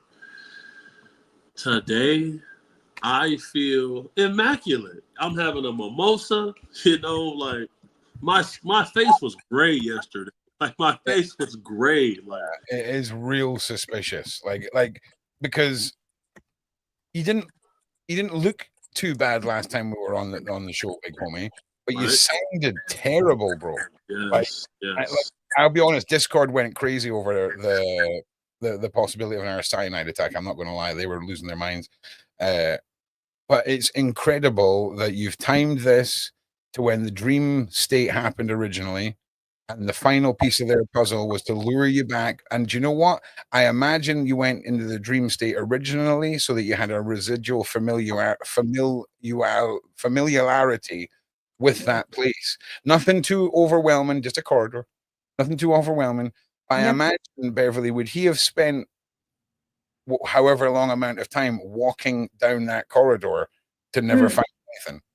Yeah, he probably was. Or he used, sometimes a corridor can be used as a portal to go. You walk down the corridor because it's familiar, it's safe, especially if it looked a bit like a hotel corridor, which is usually the safest one. You can walk down there and you can go towards light or different areas. So he would have spent time in the familiar area, so there would have been no trauma and no anxiety associated with being in the corridor. Yeah. The weaponization of familiarity. That's it. Okay, Big Homie, let's carry on. Next So we've one. already, All right, number 4, instinct for survival and support is key to the Naga lineage, and you embody the intuitive drive. This quality ensures you remain steadfast and supportive, offering strength and stability to those in need. This is 100% my life. Yeah. And even with dating, like, I would be dating, and like, it's just like I always just would attract like severely damaged people. And it's like, man, I always said as a man, oftentimes you have to mend a heart you didn't break. So, it made me deviate from that. Like, I just would be like on a path, just like, you know what? Homie, what if you reinterpret that as you're the only one that could heal that broken heart? And if you've got a long line of failed relationships that are based off of you fixing that person and then moving on a better person, that is something you need to consider. It sucks because you feel like you're in an endless cycle of fixing people and being alone. But don't worry, mate. You're too busy right now to be focusing on that stuff. So don't worry. Okay. I'm just saying. I got a message about 2 days ago from a lady. Her name is Sade Nelson. And she said, when I met you, I was broken down. And the time I spent around you, when you decided that you had to keep going, you left my life in a better shape. And like, I screenshotted that because it's like, man, why is she saying this to me now? That this is real interesting, man. I'm gonna be reading this all night over and over and over. I'm gonna be researching all night. Now here's an interesting one, Big Homie. I often talk about will and intent within magic, right? And a person who is not a pure of heart could take exactly what you've discovered there, weaponize it as a tactic to bring vulnerable people in, almost like a lure or a bait, if you know what I'm saying. And people like yourself have been given that because they know that you can handle the responsibility of being that intermediary in people's lives. Absolutely. You know, I always said to myself that a lot of times someone will come on my radar. And when you do your research on somebody, you find out that there was a point in time when they made a decision that they were going to go dark. Uh-huh. And I used to think to myself, like, you know, is this all worth it? And something will happen that'll put a smile on my face, like, you know, this is what I do this for, you know. And you know, I didn't start doing this because I wanted to find like love or I wanted to get like some type of eternal reward.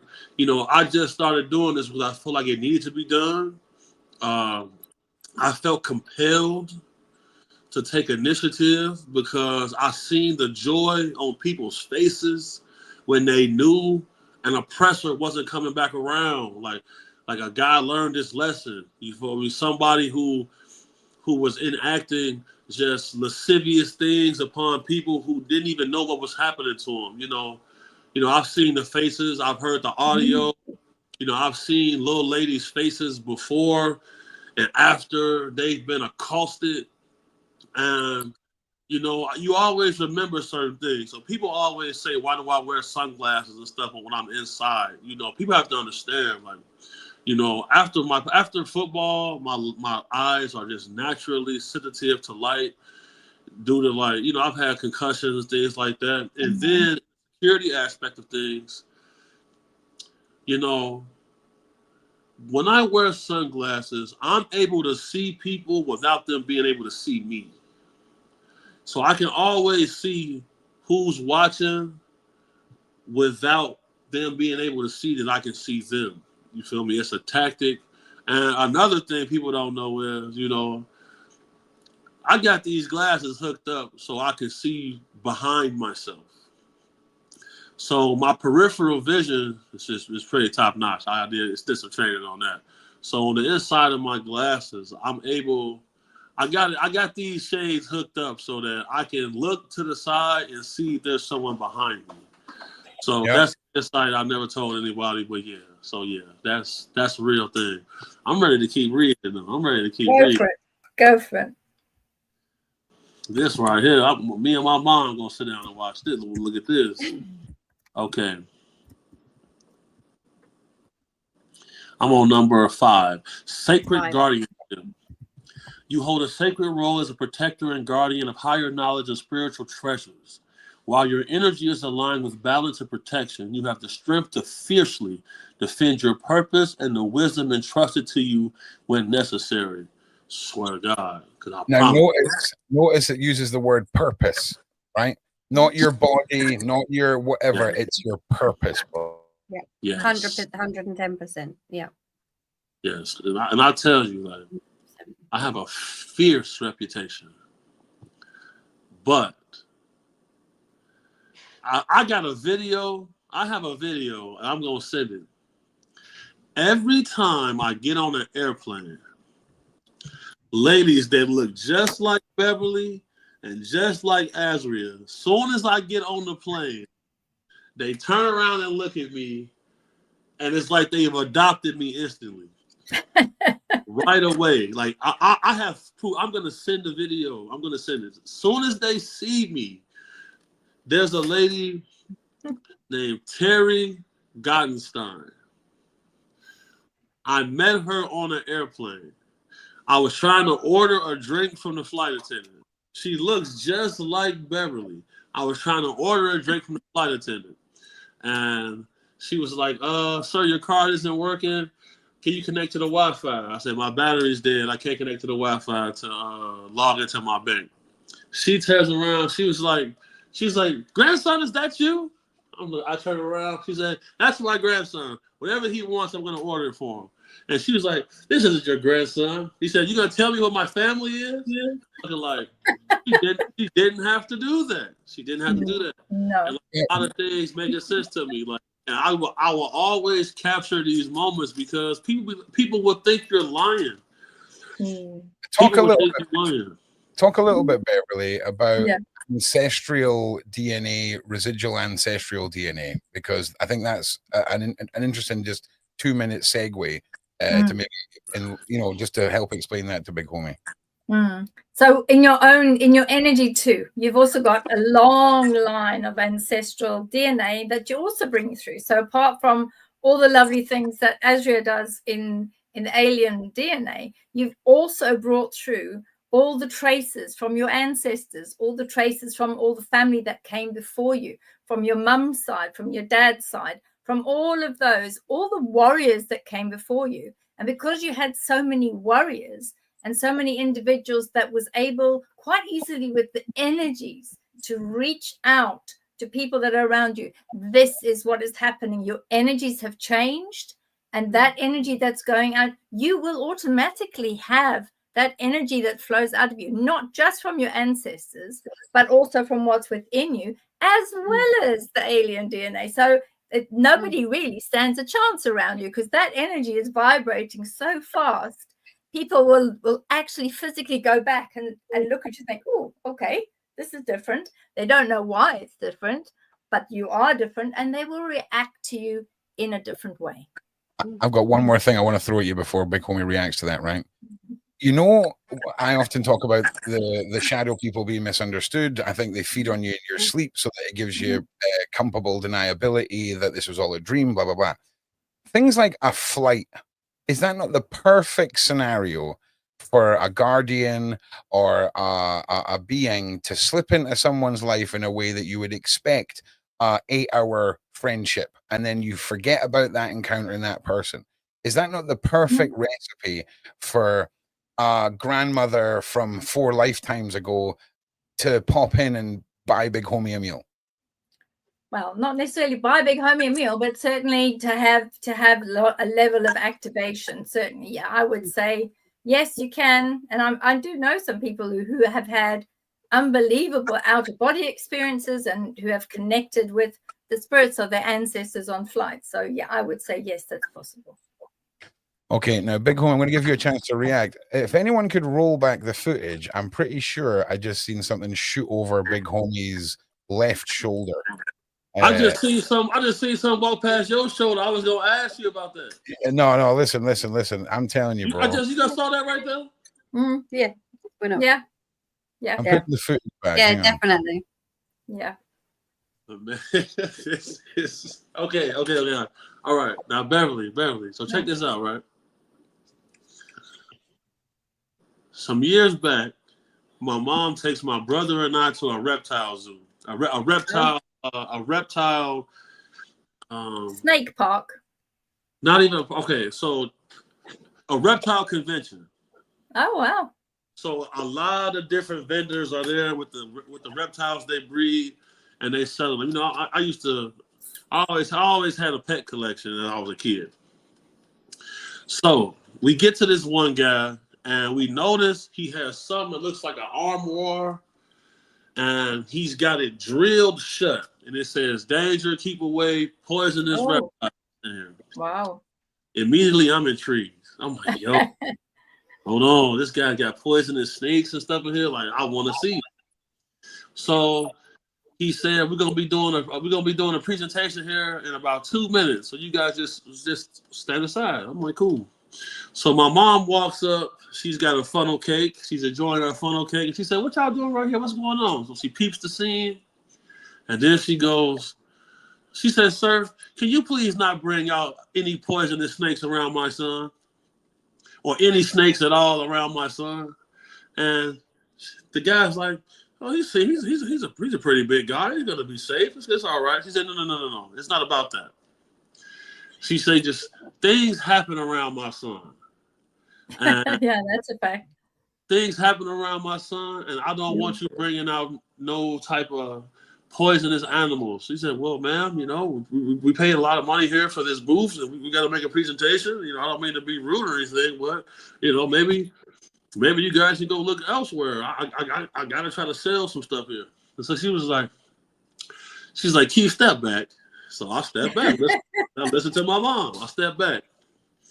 The guy brings out a albino king cobra.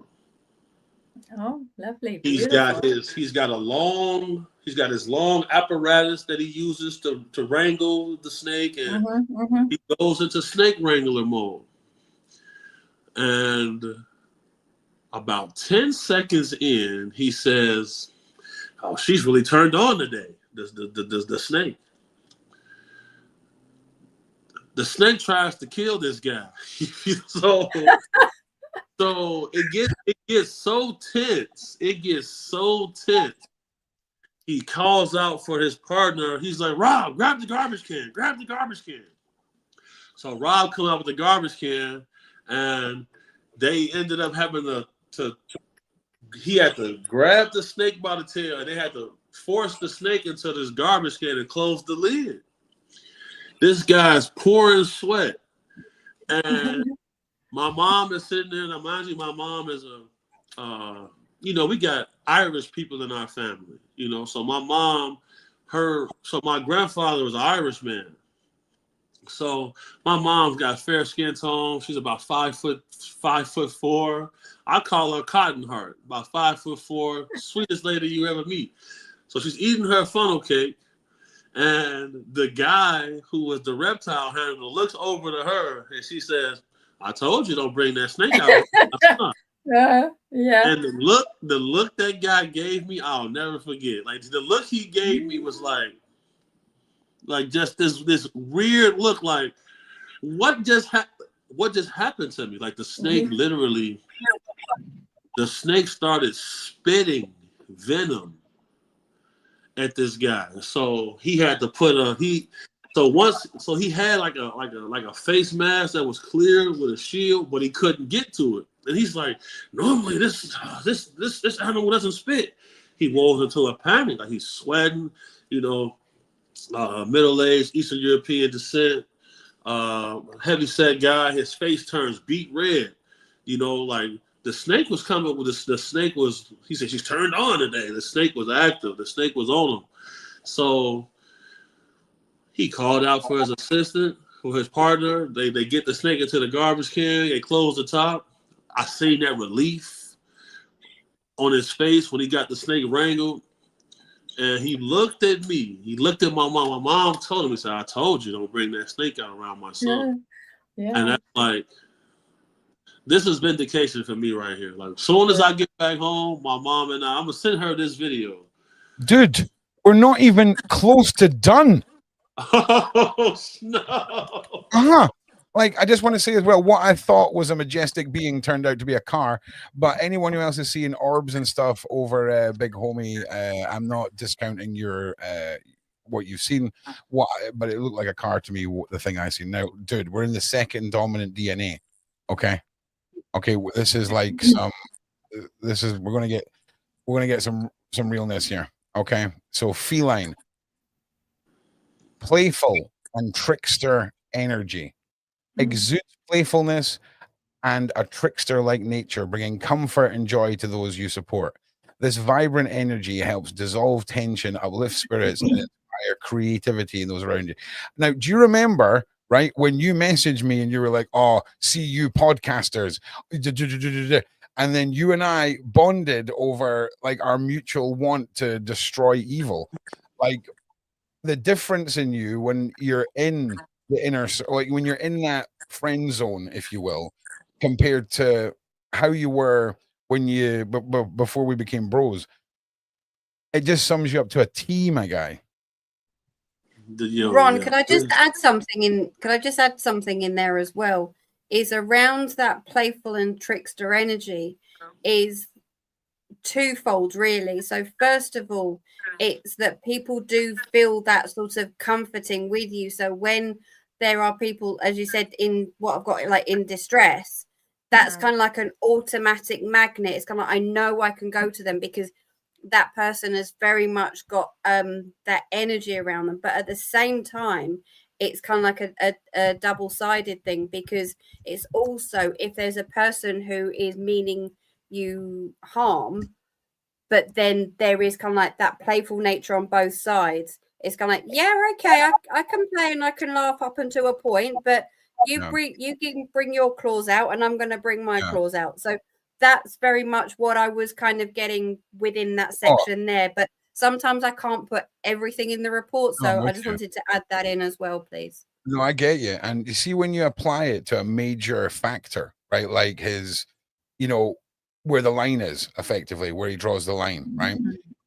I've experienced this exact thing from if we all worked in an office building and we were just getting to know each other and sizing each other up. You know what I'm saying? Like, if me and Big Homie stood next to each other, right? I might also as well, if he's Big Homie, I'm Lil Yum Yum. All right. So that's now, I've now given myself my mystic name, Lil Yum Yum. Okay. We are the most odd looking pair ever. Okay. 6'6", right? I'm up to his like nipple, right? All the photos of us would be like me here, like this, right? And then Big Homie. We're an unlikely pair, but man, the way I talk about you and Beverli and Asria and all the people that are in our little, you know, group, it's like we have done this 1,000 times, and we're all just, it's like when you take a bunch of Play-Doh as a kid and mash it all into one color. That's what we are, right? We're just all the Play-Doh mangled, because I feel this is so much more than the Sean Atwood podcast, the Beverli Rhodes Awaken, Asria's DNA. This is all great facilitations of content for people to understand, but this is mega, bro. This right here is crazy. This is okay. Should I say this right here? Okay. Well, okay. After reading number one, I like to laugh and joke. Legitimately, like, you know, I used to pull a lot of pranks as a kid, like prank calling people. Like, I would see my mom being sad. I'll do a little prank to see her laugh, you know. But there's another element to this in particular DNA strand right here. So there's a group of guys called the Navajo Rangers. Oh, nice. The Navajo Rangers are an elite group amongst the Navajo law enforcement on the reservation. I've been blessed to be able to do some things with them, work with them. And they investigated a series of events of landings on their reservation.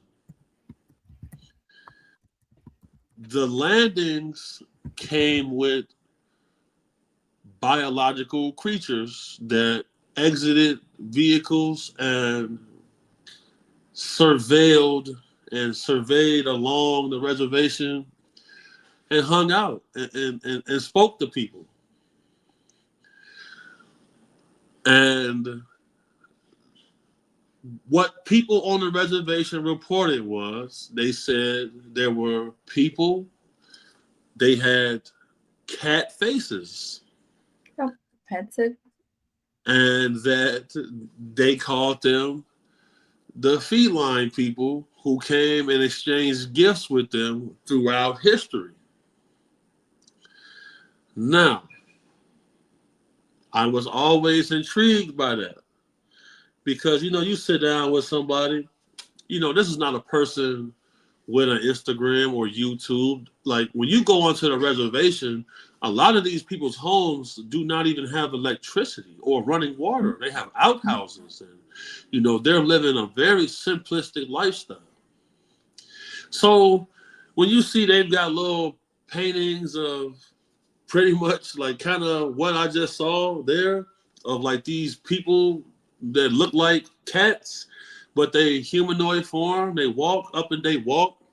Not very tall, you know, based on the description. And to see that right there, it's got my heart beating fast, man. Yeah. Like, yo. Because when we think of psychics and all this, oh, I'm going to get a reading, we think of what we see on the TV. We think of, oh, your mum's name begins with M, your childhood dog was Brown, all this kind of showmanship, right? But when I Right. say to you, you're going to learn what defines you, okay? Yes. It's the only way I can describe it, because without knowing you, this lady picked up on crows, man, with me. Crows. Like that would, like, that's a huge, like, almost spiritual religious symbol for me, bro. Like, it is at the center of almost every time I ask the universe for something, and I'm in an urban environment or whatever, when there's no other options, it's the crows that answer. When I want to convince somebody of all of this being real, I say, I'll send the crows. And there's a long lineage of people the crows have come and they've shown them. And, you know, for me, you and I are on this journey, bro, because I'm flabbergasted. I really am. You know, I really am. It's incredible. Anyway, let's continue. Oh, a Big Homie, have you frozen? You may have frozen. We'll give Big Homie a chance to come back. Actually, while Big Homie unfreezes, when Big Homie comes back, I'm going to play, I think it's like a 2-minute long trailer for Beverli and Big Homie and myself's new documentary, which will be out this week. Definitely not because I'm absolutely bursting on the loo. But if anyone else is, this is a prime opportunity. I'm just going to wait for Big Homie to come back. I imagine his phone has rang. Just so I can tell him what's. Before we do that, can we please make sure we are liking and subscribing and sharing all this? The documentary with Beverli and Big Homie, aiming to have it out Thursday or Friday. I'm editing up the final parts of Beverli's section. Well, that's all edited. I'm putting in the overlays and things like this. And then if you're on my Discord, there'll be a watch through of the documentary, where I'm going to get some feedback from you guys, and then it'll go live. So make sure you join the Discord. I understand that I've spelt the word join wrong, and I've been spamming the side chat with Join Ron's Discord, and it's like I've spelt some lady's name. But trust me, words are hard. Now, while we wait for Big Homie to come back, I'm going to play this trailer. Don't go anywhere. We are not by no means finished. I've been saving questions, so if you want to make sure you get a question in, put 3 capital Qs, then your question. Don't bother putting any questions until I get back and after the trailer, because I'm going to the bathroom. So we will be back. Do not go anywhere. Big Homie will be returning also. And while you wait, we will play the trailer for the new documentary, The Occult. So along this path, I grew up in the church. I ended up spending times at Catholic schools, Catholic churches, and stuff like that. And they have a prayer. The prayer is, Holy Mary, Mother of God, pray for us sinners now unto the hour of our death. Amen. Now, one day, me and my partner ended up at a confession. And a brief conversation with the Father had them come out, sit us down. We ended up having some deep conversations. Now, one thing he conveyed to me was that he is a licensed exorcist from the Archdiocese. It's a short list of people.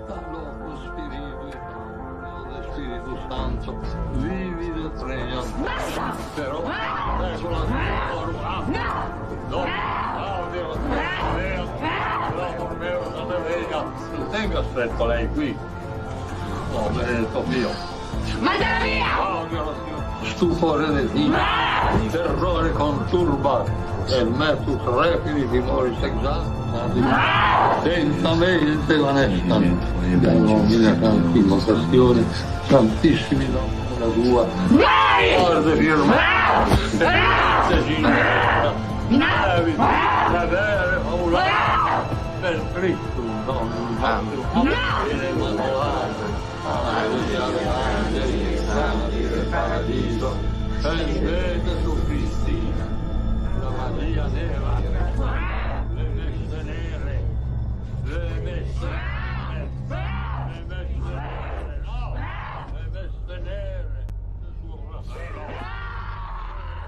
So what people don't know is each exorcist has a team. Now on this team, he usually has a bodyguard, security, someone along those lines. So we ended up getting contracted to accompany him on one of his jobs, which was indeed an exorcism. And I learned very fast that there is a spiritual realm. I learned very fast that demons do exist. This is madness. This is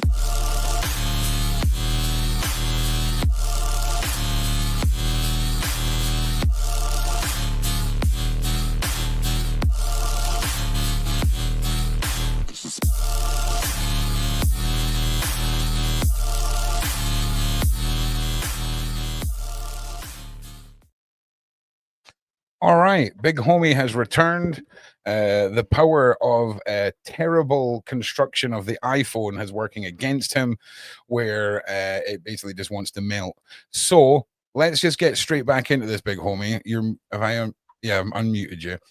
And family orientated and nurturing. You just continue to have your mind blown.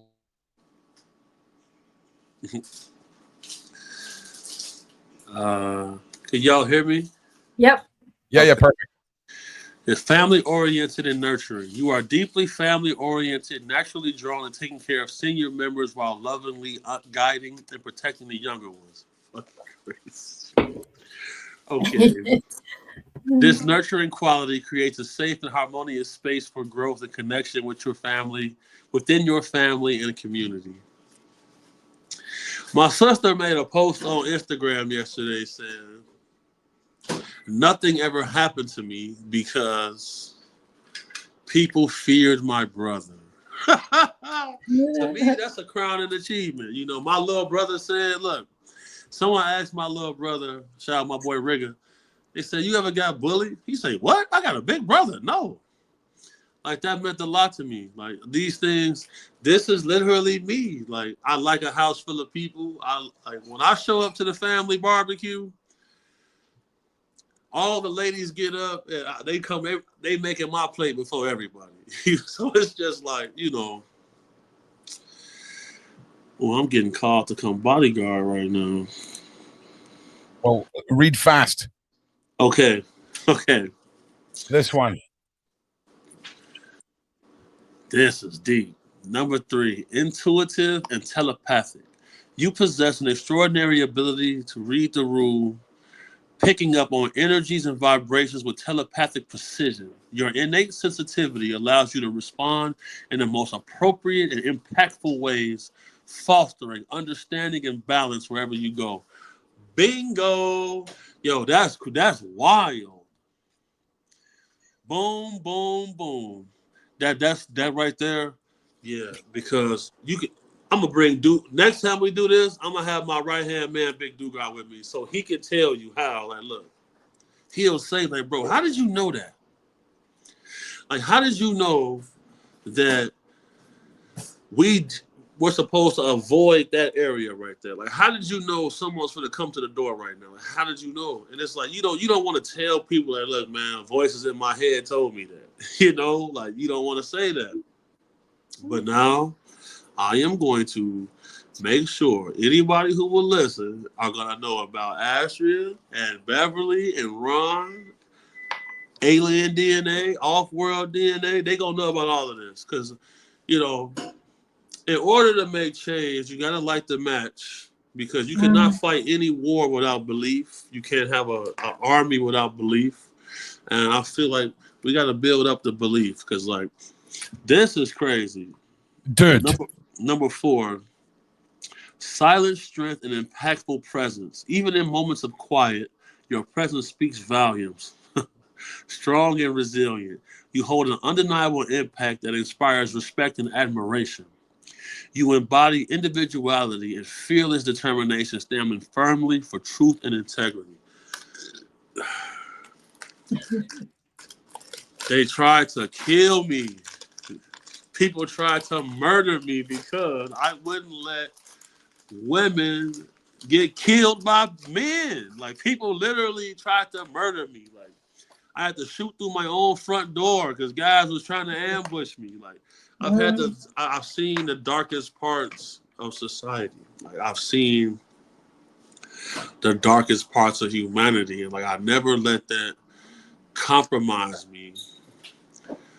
Like, you know, people say whenever you walk in, you light up the room, big homie, and it's just like, man, Dude. I'm just thankful. Like this right here, like smaller DNA strands detected. Oh, this continues. The feline lineage is a prominent and influential aspect of your spiritual makeup.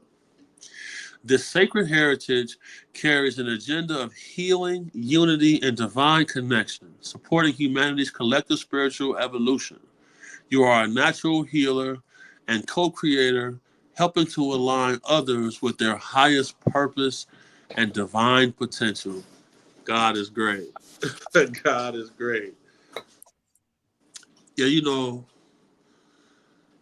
I sponsor like little basketball teams over the years. I would just do things to try to keep people, like keep the youth preoccupied, because, like I always say, one moment in the darkness can keep somebody in the darkness forever. Mm-hmm. And the moment you see the light, usually for the average person, it's probably too late. So yesterday, I'm looking down this long tunnel. I say, you know what? I'm not going down there to that light. I'm just going to stand right here. And then I heard a voice coming. I'm like, man. One thing that keeps coming to me that defines everything that is happening, right, is the sentence that in darkness we see, right? And whether that is uncovering darkness, whether that is these women in your life who have been repaired after they've been with you, okay? And it's interesting because I've had similar experiences like that in my dating history. It's so deep and powerful, right? What we're uncovering here. Like, I wish we were like 8,000 years forward in evolution so that we had massive brains and we could really fully understand all of this. Because at the moment, there's so much trust. Like, you have to give yourself over to this to fully, ride the wave of it the way that we are. Do you know what I'm saying? Like, how much you putting down as a bet if 12 months ago I told you you'd be sat on a panel discussing your alien DNA after you're pulled out of a coma by a Scottish dude and a Jedi? Like, how much you putting down? You're mortgaging your mom's house. You're putting everything down on that. I'm telling you. And yo, like legitimately, this is a life-changing moment. I'm forever thankful for y'all. Like, I'm going to make an initiative to come sit next to all of you in person. Like, next to a grill. Like, I'll go get some tomahawks with everybody. I'm a pretty good chef. Oh yeah, there'll be that, and then there'll be that 48 hours that we never discuss that happens, like probably Amsterdam or somewhere like this. It'll be a man. We just don't talk about it. We'll probably wake up on a shore with a sea lion licking our faces, wondering what the hell has happened. I'm here for it. Now, listen, please give us a like. Please give us a share. We're carrying on. So this is past the major DNA strand. Okay? Yeah. So this is where things are going to get interesting, because you've been so drawn and gravitated to the results of the major DNAs. So let's now see the subtle nuances, the chocolate on the cappuccino, the whisper within thyself, big homie. Let's see where this carries us. Shout out to Laz. Laz is watching. Hello, Queen. Love you. See you soon. Miss Lorraine. Hyperborean. Okay.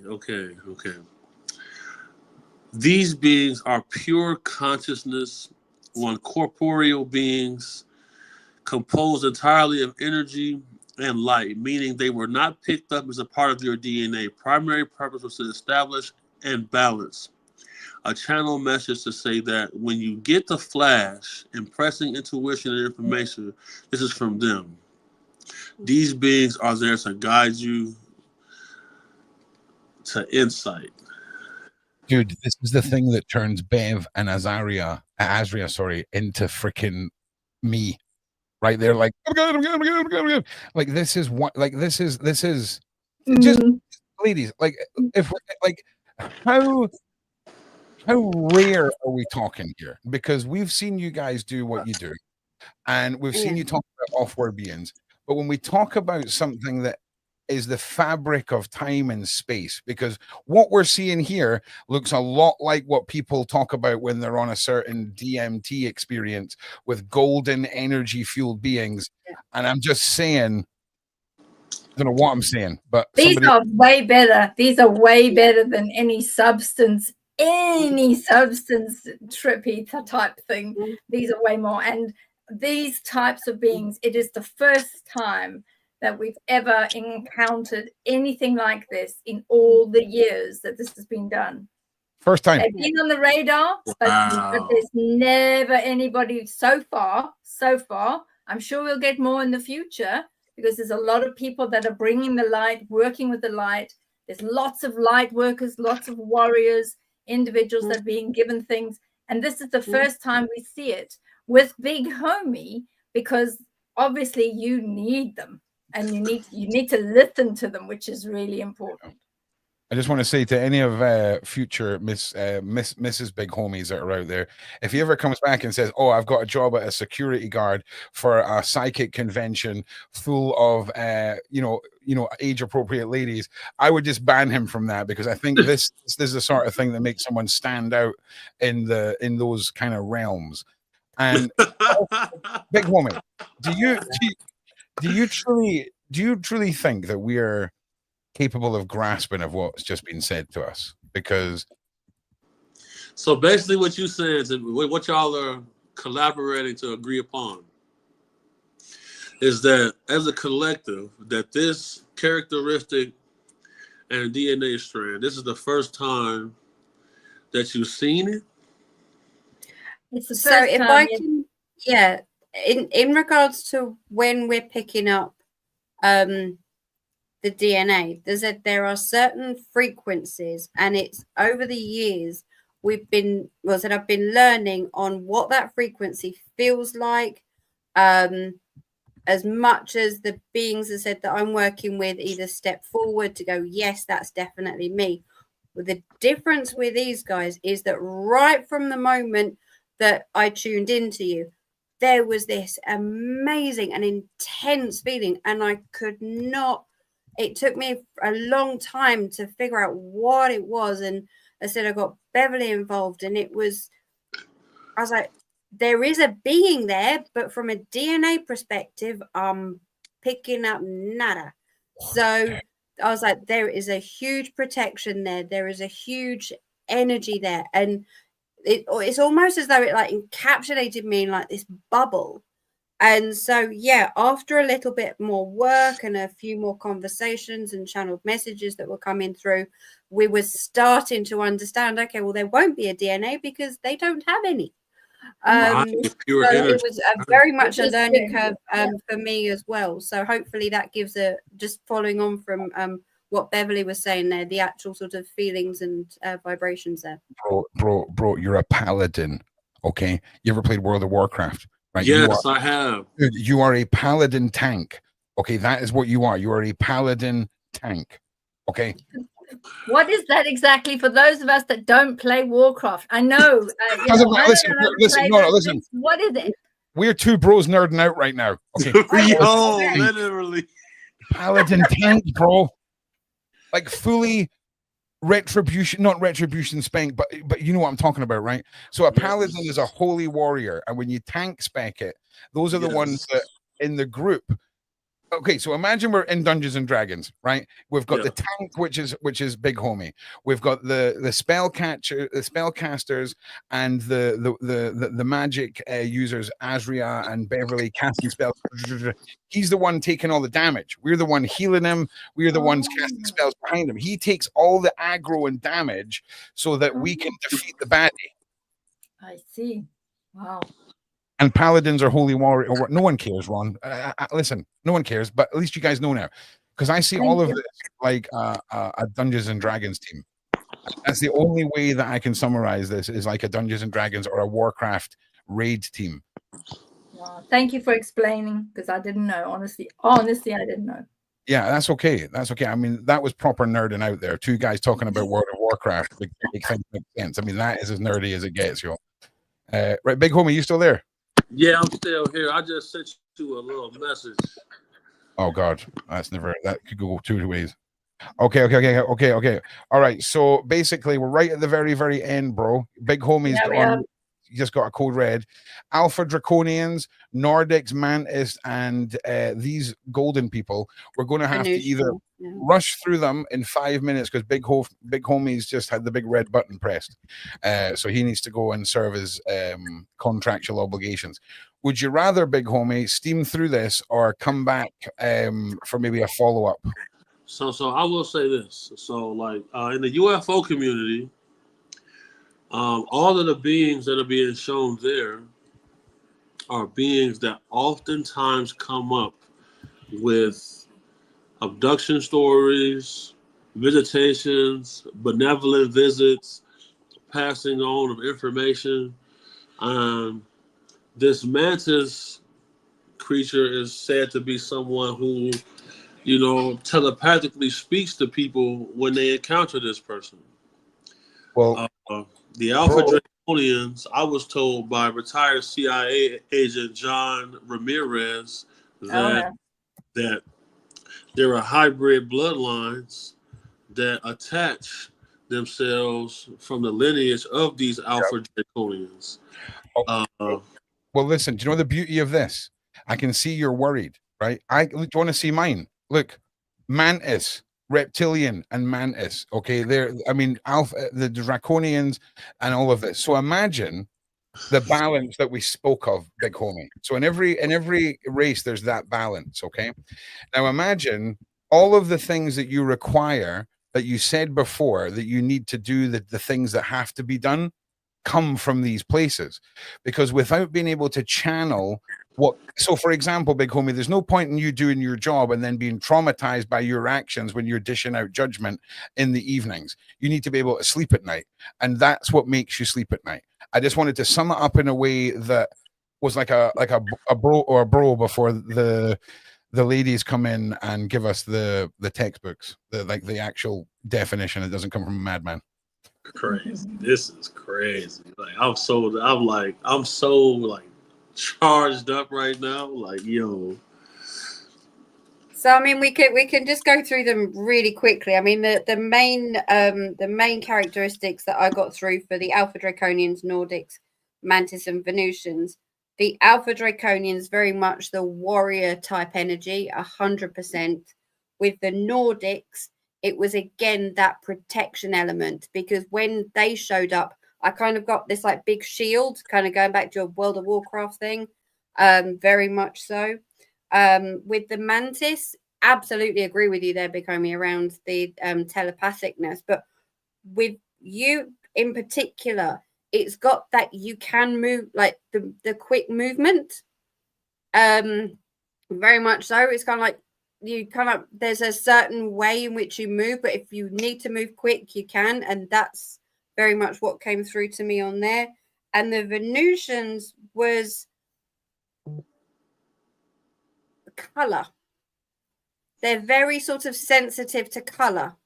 So I don't know sort of how that resonates with you, but I've got that color is very important to you. If you see certain colors, it has various effects. So I will leave that with you. But that's for me a quick rundown of what was coming through with those starseeds.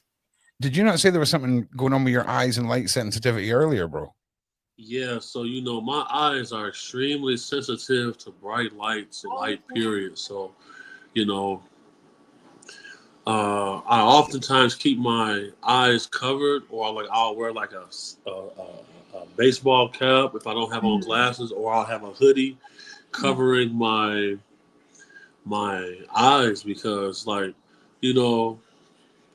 when I do these interviews, or like whenever I'm like filming something, I'm always in front of like bright lights, and like most of the times, you know, I'm sitting there with a migraine headache because of it. I just don't say anything about it because, you know, it's necessary. What I Okay. gotta I got some advice for you. So I'm the same. So look what happens when I put these lenses up here. Okay. Those are polarized. Well, it takes a lot of some certain shades of light. That's those for UV light. That's for UV. Yeah. So I've got an orange set, bro, that I can't find. If I could find, when I hold them up, all the blue light just completely disappears and nullifies. So No. I'll send you some link. I know you still want the bad boy ones. So the ones I wear, like, they are bright orange lenses. They look like Bono. You will not like the vibe, but you can get them. And honestly, bro, if you were to stare at a blue light, it would look like an off, like as if you turned a bulb off. It's crazy. Nice. When you're doing your interviews, that's the ones you want to do. Okay. Also, as well, if anyone can track down those Courtney Burgess glasses, I'm still desperately trying to find those glasses. So if anyone can find them, that would be great. So, do you understand, big homie, how when we look at the majority of you, okay, this is how prominent things are. And when you got worried about the ones that are down here, the negative ones, there is so little of them that you've cherry picked what you need to do your path. Okay. Yeah. So for example, when we look at the Alpha Draconians, I mean, that they are the tanks, man. I mean, yes, sir. Yes, sir. I googled Paladin and this popped up. Do you know what I'm saying? So, Yes, Oh, wow. sir. Look at that. Yes, so if you sir. imagine, they're probably very complex beings too, and one slither of them will be their ability to do that. So you've just sort of pulled that little thread out, because it's just so on point, bro. It really is. It's wild, and it's interesting because we've went from podcast guest to, you know, not really knowing where we stand with each other, and then bonding over that, and then this all happening, and then more happening. Yeah. I mean, it's this. But do you know what else though, bro? This is just the start of it, man. Right, and I can feel that. I can feel that. Like I'm so excited. Like my phone is blowing up with messages from people watching. Oh, good. And then I got a client. I got a client that's watching right now. He was like, "Bring your ass over here. I'm gonna plug you in a 4 hour." So he's like, when you have friends that are interested in talking to you about this, the ones that you feel like you can connect with on this, right? yes. You should actually say, "Hey, listen, in a week's time, I'm going to have a big watch through at my house, and we can watch through all of it, and you can talk me through it." Because I think you trying to regurgitate it all is going to, you know, you're going to be like me. It's like when you get given, when like your cool aunt hands you the perfect Christmas present, Yeah. and you run through from the kitchen to the living room to see your mum, and you're like, and but the problem is you'll not want to be like that, right? So I just want to imagine you in the hat trying to like regurgitate all these facts, and I can't wait for your friends. And I'll tell you something else. Anyone who's on your side of things, whoever wants to come on and discuss things in one of our shows, and they don't want their identity, or they want to sort of, you know, keep their, you know, their street factor stum until they dip their toe in, I would say I would welcome that, because the more people you have around you that are enlightened to the point that you can tap into their energy, and this is you can look at it in the positive way. Oh, we're enlightening people. It's great. Or you can look at it Ron's way. You're going to have a bunch of mega batteries around you, so that when you need it, if you've got 6 friends that all sit around you, when something like what happened the other day happens, that is going to be an incredible little tool for you to play around with next year. Absolutely. Definitely not a coven. Okay, definitely not a coven. Okay, we're definitely not going to call it a coven. But I'm just saying, bro, it's gonna be a great journey, and I'm so excited for all of us. You, me, Asria, Bev, Marilyn, Jaguar, freaking Danny, all of us. We are on a mission, and more people will be joining us, and we'll discover them. And it is just an incredible. It's like Lord of the Rings, bro. It's like a freaking quest, yo. We love a quest. We love a quest. We do. We love a quest. Right, homie, how are you doing for time? Time, yeah. Are you needing to go just now, bro? Because I don't want you to be held up for your client in case some madness goes down. I'm just going to say hello to the client. Hello to client. I see you. Yeah. So stop trying to berate me right now. Yeah, Beverli. I see you. And yes, you can put a note in the text to Homie and he will read it out to me, which is fine. But I see you. Oh, man. I hope somewhere a very expensive crystal glass of brandy was just shattered on a very expensive floor. Well, a man stands in Versace going, all right, I'm not playing anymore. Okay, I'm not playing. No, he doesn't drink brandy, actually. Facts. Dude, I just wanted to make camping videos. That's great. I gotta get out of here, man. Holy shit. Okay. We're not going anywhere, people, because we'll do the questions. Yeah, well, big homie, listen. To the people, sincerely, right? We've had a good time. It's always very mind-blowing when these things are read out. I've messaged you over the PDF so you can go and show it to everybody. Just inclusively when it comes to Beverli, when it comes to the realm in which she promotes Asria, the realm in which she has created with the unifier. Just give people your big homie just one more time as how legitimate is all this. First and foremost, I want to thank Ron. I want to thank Beverli. I want to thank Asria. And humbly, I say this to you all. This has been a game-changing experience for me. This will have a resonating effect on my life because along my path, I knew certain things in certain realms existed. I knew that this was not just base reality. I always knew that there was a lost history and a lost set of information that only a few of us are privy to, and it was going to take a match being lit to spread the awareness. I am somebody who does not believe in sacrificing his moral compass to sensationalize things for views. I'm only going to speak on what I know to be facts and things that I've researched and I can confirm. This chart that I just saw has summed up my life. There are details that is impossible for Bev to know. It's impossible for Asria to know. It's impossible for Ron to get those feelings without there being a certain level of unification. Everything that's been explained to you today here is 100% facts. It is 100% real. And I think we all need to reconvene here again as soon as possible. Yeah. And I'm getting so many messages. People say they love this type of interview.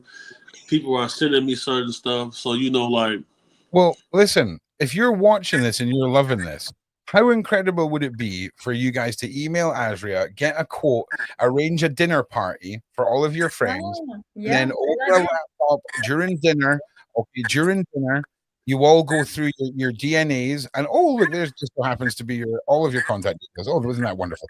So, if anybody would like to do that, think about if you like throwing dinner parties for your friends, but Sandra from The Office seems to always get one up on you. Okay, planning this, yo. Okay, if you want to, you want to show your family, a gift that no one will ever give them.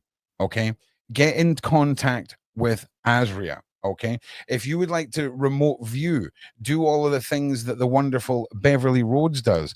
I'm just going to put everyone's website scrolling here right now. Okay, I'm just going to do that because I'm underprepared. But you've got to understand this. When you've got somebody like Big Homie, who is the textbook has more to lose by making anything. Even why would you make up that a YouTuber and a lady you don't like from another freaking part of the world pulled you out of a corridor in your brain? Like, why? You wouldn't. You wouldn't. Yeah. Do you see what I mean? So when we're looking at this, if you want to be part of this, if you want to experience this, if you have loved ones, if you have a party, if you have something where you can bring all of this together, I'm telling you now, this will be people will be talking about your party for the rest of their freaking life. And I just want to remind everybody, these ladies' skill sets are incredibly honed and valuable. What they do for us on this show, it's incredible. And you've got to understand, if they did it every single day for absolutely nothing, we would get half their time because they would have to go and get regular jobs. Okay. These things are incredible and they have value. So please understand that if you're chosen for a free reading or something like that, it doesn't mean that everything is open from these ladies. And I feel like I need to step in at this point because they've been so generous with everything. And just tell me now in the side chat, you can see yourself, even if it's just you and your partner, your anniversary. Imagine sitting down with your off-world DNA and finding out that you have got DNA that attracts each other and all this kind of stuff. Mate, I could sit and repackage this in an evil marketing director way all day. Big homie, I don't want to keep you any longer. I just want to say to you, make sure you check in. If you're getting on any more airline situations, let me know. I'll send Alan. In fact, just let me know about the flight. I won't even tell you Alan's coming. I quite like the fact that you were freaked out at the airport. That's brilliant. So man, I wish you would have said something. I'm like, man, what the? yeah. Okay, all right. Thank you to everyone that tuned in. Big Homie.Cc here. Thank you to Ron. Thank you to Beverli. Thank you to Asria. I'm gonna come back as soon as possible. I gotta go take care of the business. I'm going to leave now. Thank you to everyone in the chat. I love you all. Till next time. Keep safe. Thank you very much. Okay, and keeping in mind as well, it is a bald cap. He does have a massive red Mohican underneath there, and it is one of the best secrets. Now, you lovely people, okay, these ladies have given up so much time, but we are here for some questions, all right? Now, first of all, Asria, let me just ask you about what's it like on you when you do a reading physically? Like, and is there anything you can compare it to? Like, is it like you've been for a jog and you're drained? Is it like you've, got a headache, but it's the throbbing, but maybe there's no pain? Like, take us through the physical, if there's any physical toll, and if the physical toll varies depending on, how sassy the person is, metaphorically speaking. Yeah, absolutely. No, that's a great question, Mom. Thank you so much. It's really around with, it depends what being. So where you tune in, it very much, you go into a meditative state like most people do. But it's, everything feels light. Everything, like, it's kind of like you don't really have a body. And then depending on what being steps forward, sometimes it can feel very heavy, especially if it's, say, one of the, even though they're really, really light, like the mantis or one like that, sometimes they can, it's almost as though they're like they're absolutely standing in your energy field. And all of a sudden, everything around you feels very heavy. So it really depends on which being is around, but actually physically not really too much. It's all around the feel. It's all around the sensation. Physically, I don't really get too much. It's everything sort of around me, because I said I'm aware of who's stepping in and who's stepping back. So some of the most amazing ones are like the moon eyes, because everything goes a slight blue. So does that really kind of answer the question there, Ron? It does. So this is what I wanted to lead on to this. So if somebody was like, oh, I feel like I can do this, and you sit down and it's day one, you're not tuned in, right? So I imagine for all of this, it's okay. So today I'm going to focus on mantis, right? And you look for the identifying signatures of that species, what resonates, the identifiers, the signs, all of that. And you would I would imagine you would then repeat that over time to see if the data all matches up. So it is effectively, it is like a science. I mean, you are the cosmic scientist now. That's where you are the tinkerer in the Dungeons and Dragons, except instead of it being like flying machines and all of that, it's cosmic weapons. Okay. Tools, shall we say. Also, as well, I just want to say I just have nightmares about that on a keychain and then me falling on the keychain. Okay, like I have the barest set of keys in the world, the barest, because I am that guy. I am the guy who falls over on his keys, and it's a day ruiner. It's like biting your cheek, but worse. Okay, so Uh, you've tuned in, you've dialed into this, right? And how many years would you say from day one of training to now? How long has it been to tune in? 3 years. About Okay, three, about so 3.5 years. so about the length of a degree, basically. Like if you were going to I've uni. never actually looked at it that way, but yeah, absolutely. Okay. So Yeah, when people come out of university, they want to be able to live the life that they're studying, and I imagine that's what it's like for you. And yeah. I was No, told that's years ago fab. by a Reiki healer, right? He said, you know, if everyone who was gifted handed over their gift for free, right? Not only would it diminish people's, Mm. I don't know how he put it, but it was all about not feeling bad about being able to sustain yourself, if that makes sense. And It's all in the balance. do you find? Yeah, So all let's in just the look at it balance. from a basic self-employed business realm. Did you find it from self-employed business point of view hard to sort of find placement for and price gaps? And was it difficult to sort of take that step into creating a life from all of this?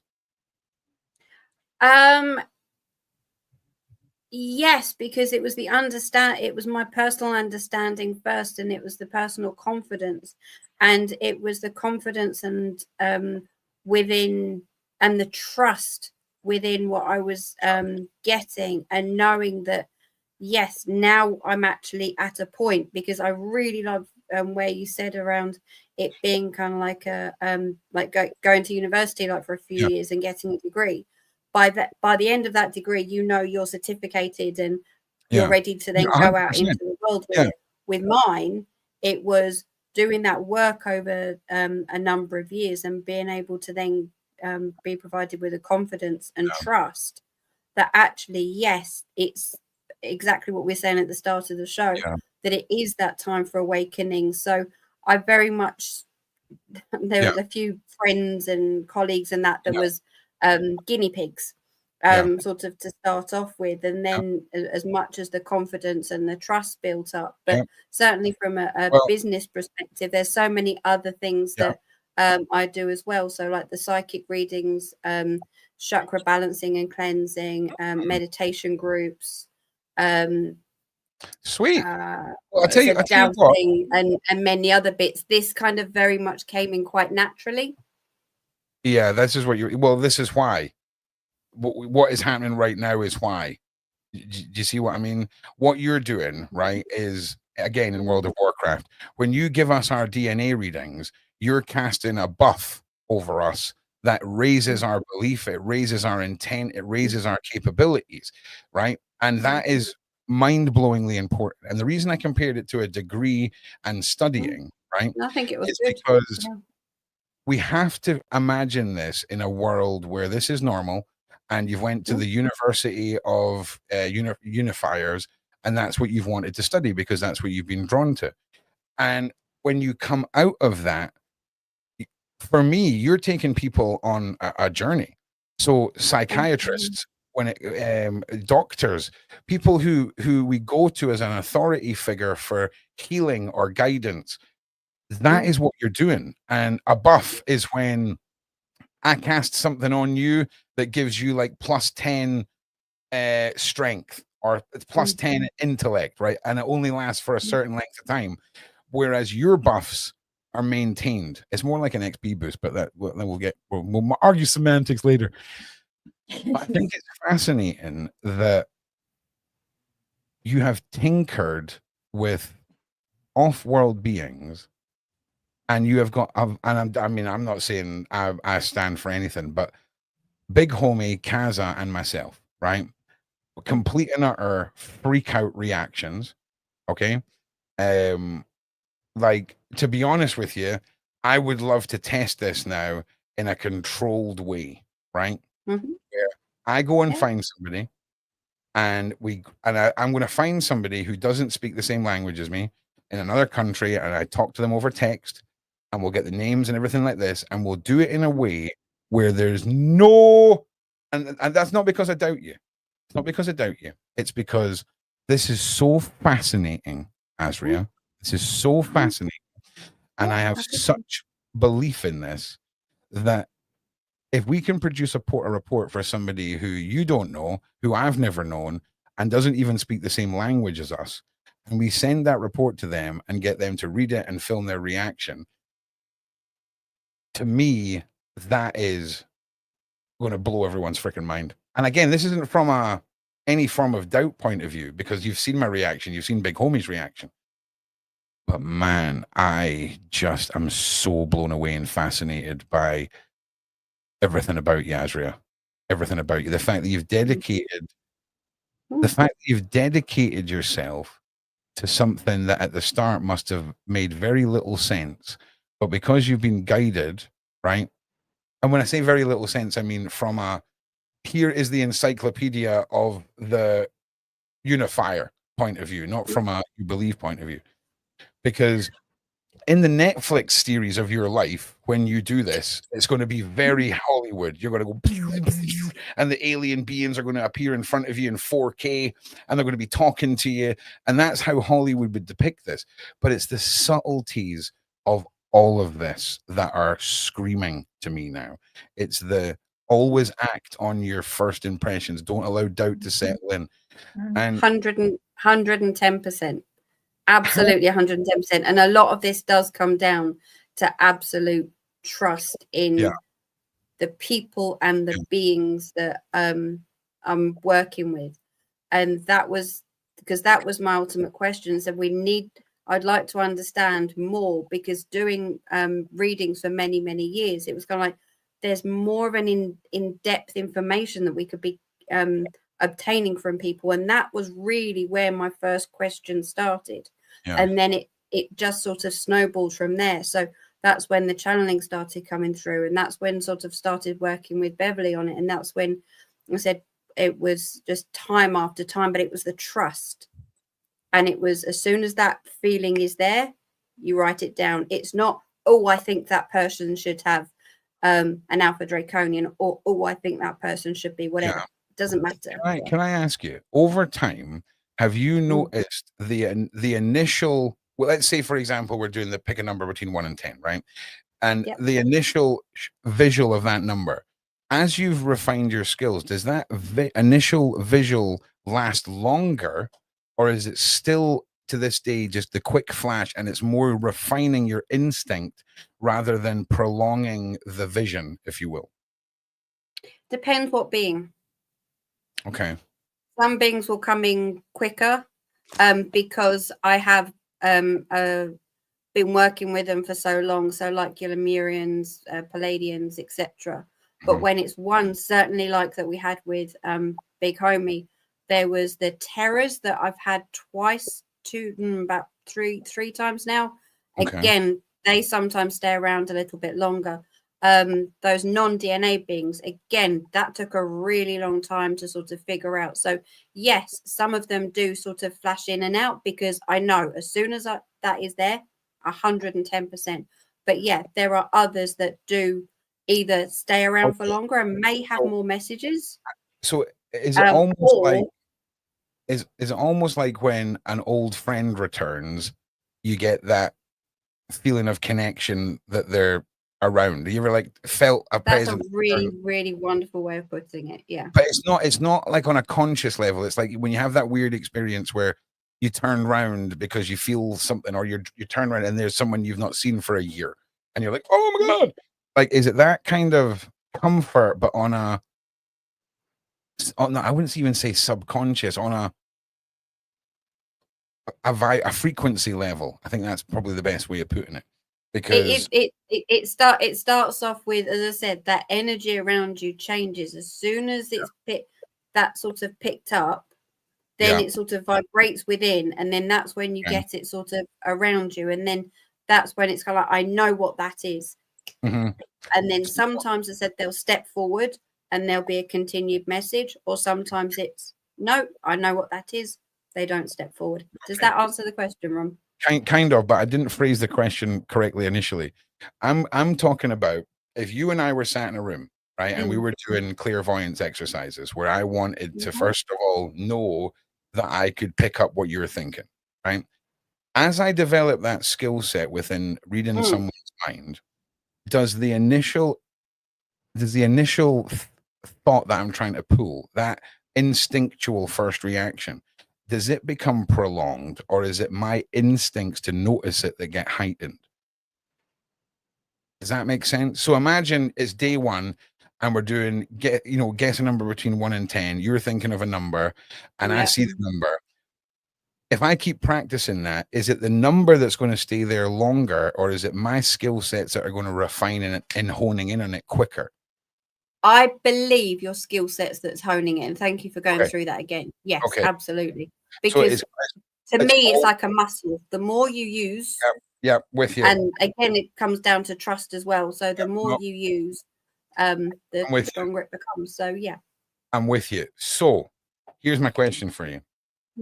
How easy is it to become attuned that if I am asking you to project something into my head, okay, is it your willingness and my willingness to allow that to happen that allows you to project something into my head? Or can I learn to just walk up behind somebody and fire my intent into them? You can't do that, no. Okay, so there's no, and when you say I can't do that, do you mean because morally we can't do that? Or is it because you believe that your will upon that person's mind isn't possible to be intruded upon, or is it just morally wrong? Yeah, that was the main thing I was going to mention there, is it's around free will. Because remember when I was saying before, when I was trying to get into Big Homie, obviously I didn't realize it was Big Homie at the time. It took me a while to actually get in, and that's the same thing. It doesn't just happen instantaneously. So as much like with the activity that you guys were doing before when Bev put the number 4, it's not it does take in our time a little bit longer. So it does take not only time, but the main thing is free will. So you might have loads and loads of barriers up. As I said, similar to Big Homie, when I was trying to get in to actually start picking up on those frequencies, it took quite a long time he's got loads and loads of layers. So does that make sense? It does, but I've got one more follow-up question. What if in the possession of the person that I'm attempting to do this to was an artifact or a sigil that without their knowledge supersedes their consent? By having it on their person, by acknowledging its existence, they inadvertently are giving up their will to allow this to happen. Is that a loophole with the person's holding the sigil, or you're holding it? No, it's on their person. They've witnessed it. Maybe it's been sent as a bracelet and it's part of the bracelet. Maybe it was projected on a wall in a nightclub. Maybe it was sent to them to view in their home. The reason that I'm asking this is I think it's important that we can figure out ways of doing things that sound horrendous in the grand scheme of what could be the final boss fight of this entire mission. Okay. And for me, I know that I am responsible enough to have the balance to not use anything for the detriment of mankind. And I really feel pushed towards trying to accomplish this. Yeah, so I think by association, there was certainly an agreement made there, but I'd very much like to maybe ask Beverli to see what her thoughts are on it. But certainly, and this is strictly from a magical point of view. Yeah, because I'm not too certain on that. So I'd very much appreciate Beverli's thoughts on that, please. Maybe this is an offline chat talking about how it put thoughts in people's heads through the sigil. This is an offline chat. Actually, Beverli, change the subject. This is an offline chat. Okay. This is an offline chat. Okay. In fact, let me get some questions. Oh my God. Do your job, Ron. Okay, right. Sorry, everybody. Okay, here we go. So first of all, we're going to go through all of the super chats. And a big homie's not here for this one, and we're going to go into questions now. Okay, what is crunchy energy? Do any of you know what crunchy energy is, ladies? Are you okay? Are you both all right? I think the crunchy energy, the person might be thinking that there's the popcorn energy. Mhm. So when you look at the energy there, it sparks and it moves, and it for me it looks like little bits of popcorn. Yeah. And crunchy energy. I'm not quite sure what that refers to. I haven't in Yeah. sort of the realms that I work in, and possibly the ones that Asria works in. You know, it's not one that I've come across particularly Well, referring to energetics. Anne, see who asked this. If you're still here, do people often say you have resting B word face? Do people often say that you've got one of those faces that always makes people feel like you're maybe in a bad mood or upset? Because I think that could be what crunchy energy means. It's like the hard exterior, but when you actually press against it, you're actually a big softy and maybe a bit misconstrued.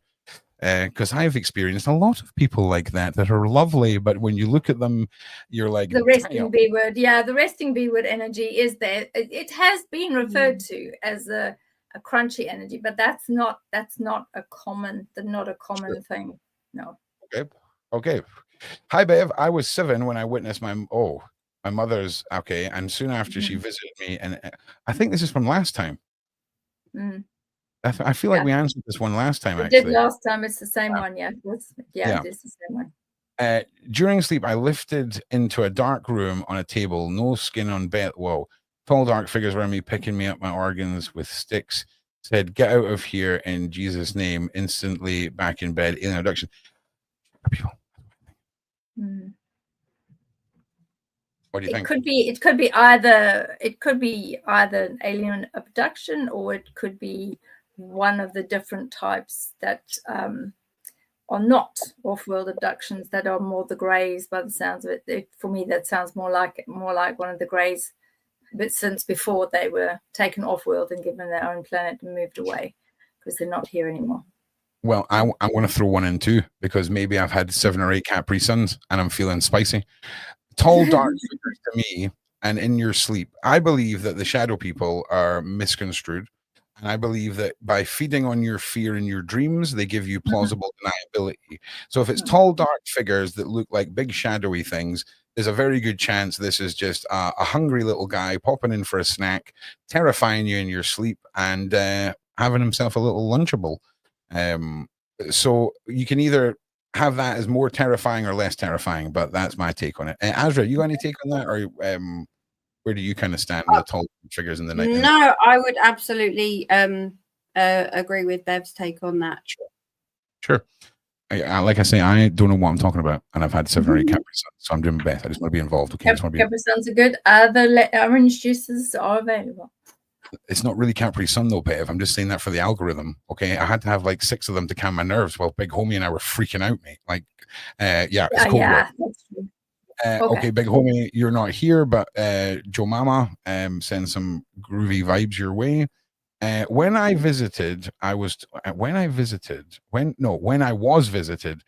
told the key was in my DNA and blood.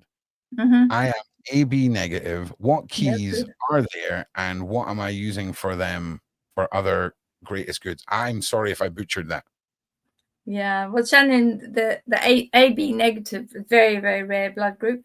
So it's one of the savior blood groups. So your blood group can mix with any of the other blood groups very successfully and save individuals.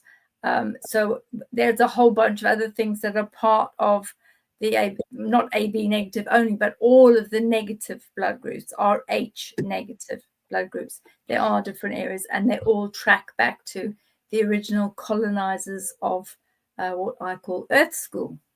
Okay. I just want to say, everybody freaking out that I've not got to your question. Okay. I'm just one guy. All right. I'm just one guy. Also, stop asking questions just now, because we're answering questions and Ron can't see the questions when we're answering questions. So it's a whole, oh yeah, no, it just says my question was never answered. Maybe throw your question up again. Okay, let's go back up here.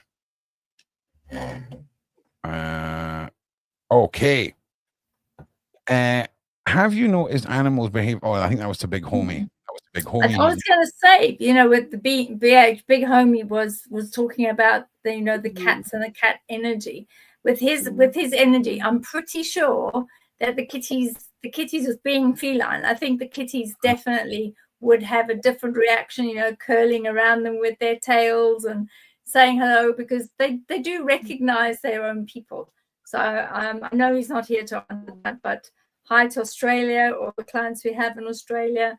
And yeah, I would imagine definitely they behave differently around Big Homie, the big feline. From what I can sense right now, this guy has never had more swagger in his step. Big Homie is walking with a very healthy new whisper of secret arrogance on the world. And I don't mean that in a bad way. I just mean like he's walking right now going, freaking energy beings that no one's ever seen before, baby. Do you know what I mean? And it's I'm just so pleased for him. Right. Okay. Now I'm just so pleased that he's all right now, and that he's obviously on the path to healing, and he's a lot better. Because yesterday, oh my goodness, we were all all very scared for him. I mean, that's never happened between you and I, Bev, before. Do you know what I mean? And it was a moment. Now here's another one. Stop being scared of 666. I never said I was afraid of it. I said it was a good identifying number if you want to make somebody think in a mainstream way demonic or evil. So it wasn't about fearing it. It was about, if it was to be used, if you were only able to use numbers, how would you signal a demonic spirit if you were a spirit guide? Do you know what I mean? That was my point. So here we go. My sister died 31 years ago. Sorry to hear that, Chantel. When I was 15, I always felt her around me. It was amazing. Then my mum died 8 years ago, and I haven't felt my sister since. My mum was an evil woman. Could you be talking? Now, I just want to say Chantel is actually an awesome community member on Discord and is very much part of the clan, if you will. So anything you could do for her would be much appreciated. So Chantal, obviously, sorry for your double loss, your mum and your sister. That's quite a difficult one. And for all those that are experiencing any grief at the moment, it is a difficult time. Christmas is very hard because of the energies around Christmas, and automatically throws you back into your lovely memories, which are great. So Chantal, I would say with this, I don't think that your mum could actually block your sister from coming through. I do think that at some point, some of the spirits and souls, they do start moving and changing. They're not going to be with you all the time, and they do start making changes, and they do start learning and moving forward on their side of the divide. So if your mum was an evil woman, as you said, she will be going through all of that, looking at her life, dissecting her life, reading the Akashic records, understanding why she made the choices that she made, and coming to terms with all sorts of things from her life that's very separate to your sister. So I think, just remember her in your prayers, and just say, if you are there, please try to make yourself known, because I missed you. Because really, that message to me has an energy that actually you really miss your sister.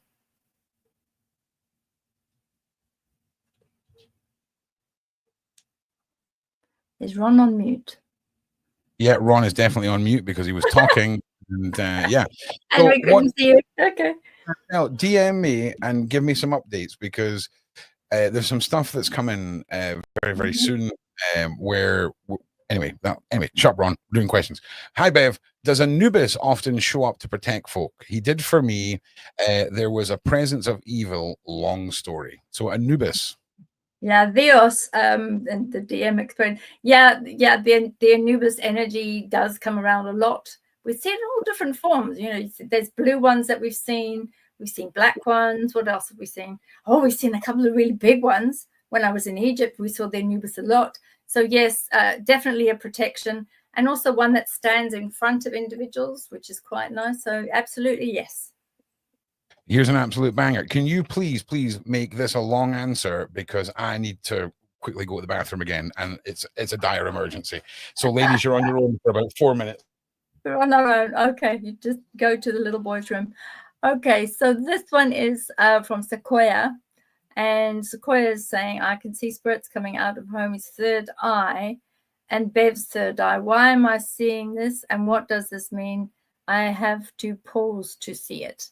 So for the first point, it's unusual to see entities and spirits coming out of someone's third eye. Normally, they impress upon individuals and you see them behind. I don't know, Asria, have you ever seen somebody seeing entities coming out of a third eye? That's a new one on me. No, I was going to say that I would agree. That's quite a new one, and also working even like with Offworlders and stuff. As I was saying, you certainly feel it around you. There's hardly ever anything in front. So, yeah. So yeah, I think if you're seeing that, it could be a trickster, or it could be something that's trying to show you something, to perhaps change your mind on certain things. But in all the time I've been doing this, in 44 years, I've never seen a spirit coming out of somebody's third eye. They've always appeared either to the side or behind. I've never actually seen anything other than light or a lotus flower type of energy coming out of that. Why are you seeing it? What does it mean? I think you need to look at what could the areas be. What is necessary for you to see it in that particular way?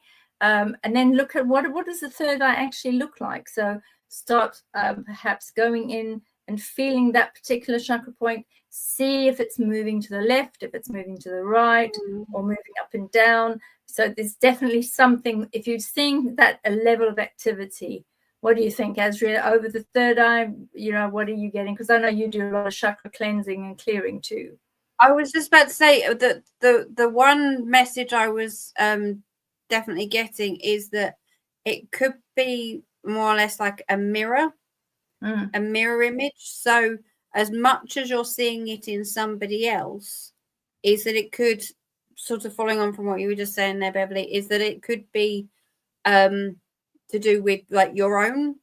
So it could be sometimes, if you're quite a visual person, we're sometimes shown things rather than if we can feel them. So I'm not saying this is definitely yours, but the messages that I'm certainly getting is that maybe kind of like look at yours, and yeah, absolutely, as Beverli was saying, is it moving in the right direction? Are there any attachments there? Are there any blockages there for your own? Because certainly seeing it from somebody else doesn't necessarily resonate too much. So with like any chakra stuff, maybe have a look at either coming, say, to myself to look at, see if getting it cleared, or indeed just do things with look at the different frequencies, start playing those around you and things, just to sort of balance and maybe calm yours down a little bit. But certainly I'm getting that mirror image is mirroring. what Yeah, I hope that helps.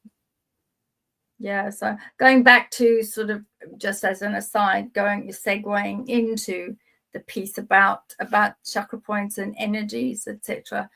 When we're looking at the different points, when you're busy with the alien DNA particularly, did you find with any of the chakra points, did you notice over the last 3 years, did you notice where some of that energy starts coming through? Is there an area in your body and in your chakra points where you start feeling that energy more? Can you give us a bit of sort of insight into that? Oh, absolutely. No, thank you so much for asking that. 100% that it's in the sacral and solar plexus. That is the first, to me, there is a feeling to know that you have connected to that person. So there is a particular feeling to know, yep, okay, you're there and you're in, so that energy can start flowing. And then it comes in, it sort of like comes in and then around. So it's almost like having a bit of a knot sort of in your solar plexus. Then as soon as you let it go, it's fine. This way. So that's a really good. That's a good way. Lower. good way Thank of you, ladies. explaining it. Thank you, ladies, for holding the fort as well. I just checked in the wonderful Dan. Still no baby, but we're getting there. Okay, everyone, if you want to start asking questions now, Rinaldi, we did answer your question last time, just so that you know. So if you maybe go, I'm sorry to not go through it again, but we've got so many more questions to go through. Okay, good morning, Beverli Rhodes. I was SA at 8 years old. Was I an abuser in my past life and had to come back to learn what I've done? Much love from the UK. Wow, that is a deep one. Thank you, Jean. It's a difficult one. So they do say with SA survivors, they do have a tendency to perpetuate and continue with something very similar.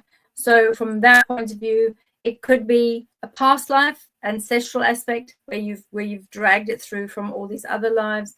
It's possible. I think it's always good to have to do some sort of, a Dolores Cannon QHHT type of hypnosis where you go into past lives and have a good look. That would certainly make a lot of sense. You'd be able to have a look at it and see what it was. And if you were a person who was involved with SA in your past life, you can then come to terms with it and clear it and then send it back into the Akashic records. I don't know if this one is as easy as just, will my son be successful, to just give that sort of an answer out there. But Beverli's website is scrolling along the bottom here. If you'd like to go in depth with things like that, I'm sure she'd be more than happy to offer her services. Yeah, Patrice, we would love to meet you in the hour, and it would be really nice to do some reading. Certainly, maybe we're thinking of doing like a Christmas special or something. So yeah. Also, as well, I'm a content creator. I do lots of different things. I very much would love to just focus on Beverli, this journey, all the other aspects. We're doing crime theory on a Sunday now, all this kind of stuff. So put a one in the side chat if you guys are okay with that kind of direction with all of this, because I think we're really collectively on a journey here. Sonia, hello. I see flashes of my relatives alive and passed around my house.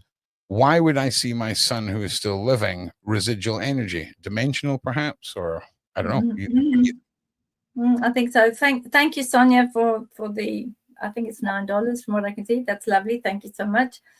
Flashes of the relatives. Remember, energy and frequencies bounce. And as you can see from my picture that's been created, this was Big Homie's energetics that we were looking at yesterday, which is what we shared to show these are the striations and these are the energies that I was getting while he was going through his difficult time. So the flashes would be people that have passed around the house, and they would bounce off you. And you get the frequencies, they bounce from wall and then back up again and then continually move. So that's why you're seeing them within your house, because obviously that residue of the energy is still in there. Well, speaking of energy, I've just realized it's 1:15 in the morning.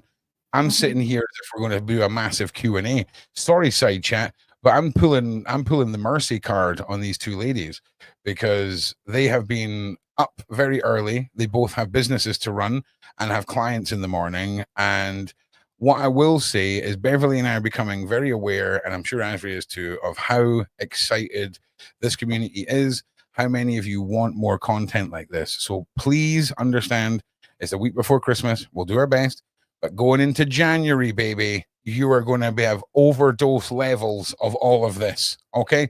And I'm really looking forward to it. And I know a lot of you are just waiting to be able to support the ladies and join the patrons, and that's all coming. I just want to say, Asria, I cannot wait to get a message from you when you tell me that your first dinner party's been booked. Like I can't wait. You will be the first person to know, Ron. That's the one. Like that is the one. Like that's the one. Do you know what I mean? It's just so cool. It's so cool. Yeah. I'm assuming Beverli's battery, or she's just launched several mind bullets from the Jedi mind into the. I don't even know what I'm talking about. Listen, I'm exhausted. So listen, we will just close ourselves, Asria. Thank you so much for being as open and as awesome with all of your gifts as you are. Your Thank you. gifts. Oh, here we go. Beverli was back. Your gifts, and as well as your And we're back. journey. Yeah, we're back. Are you drinking a Japanese Fanta grape? Yeah. Yeah, all right, nice, respect. All right, everyone, I will see you all in that. Honestly, I love grape soda, right? Some people hate it, but I'm honestly, it's the one thing the Americans need to import over here. No one cares, Ron. Okay, like and subscribe, share. Okay, bye. I'm honestly, I'm done. Catch you later. Love you all. Peace. Love Oh you too. no, wait. What? Jaguar Right. We've got the big Wednesday night. Then we've got Jaguar Right on Friday. We've got Jaguar Right on Wednesday. Just in case you didn't know, everybody, we've got oh no, I've lost it. I had it already, but I've lost it. Never mind. Jaguar Right on Wednesday. Also Jaguar Right on Friday. Lots of streams, the documentary. And yeah, love you guys. Freaking awesome. Okay, right, I'm Sleep gonna go. well, everyone. Goodbye.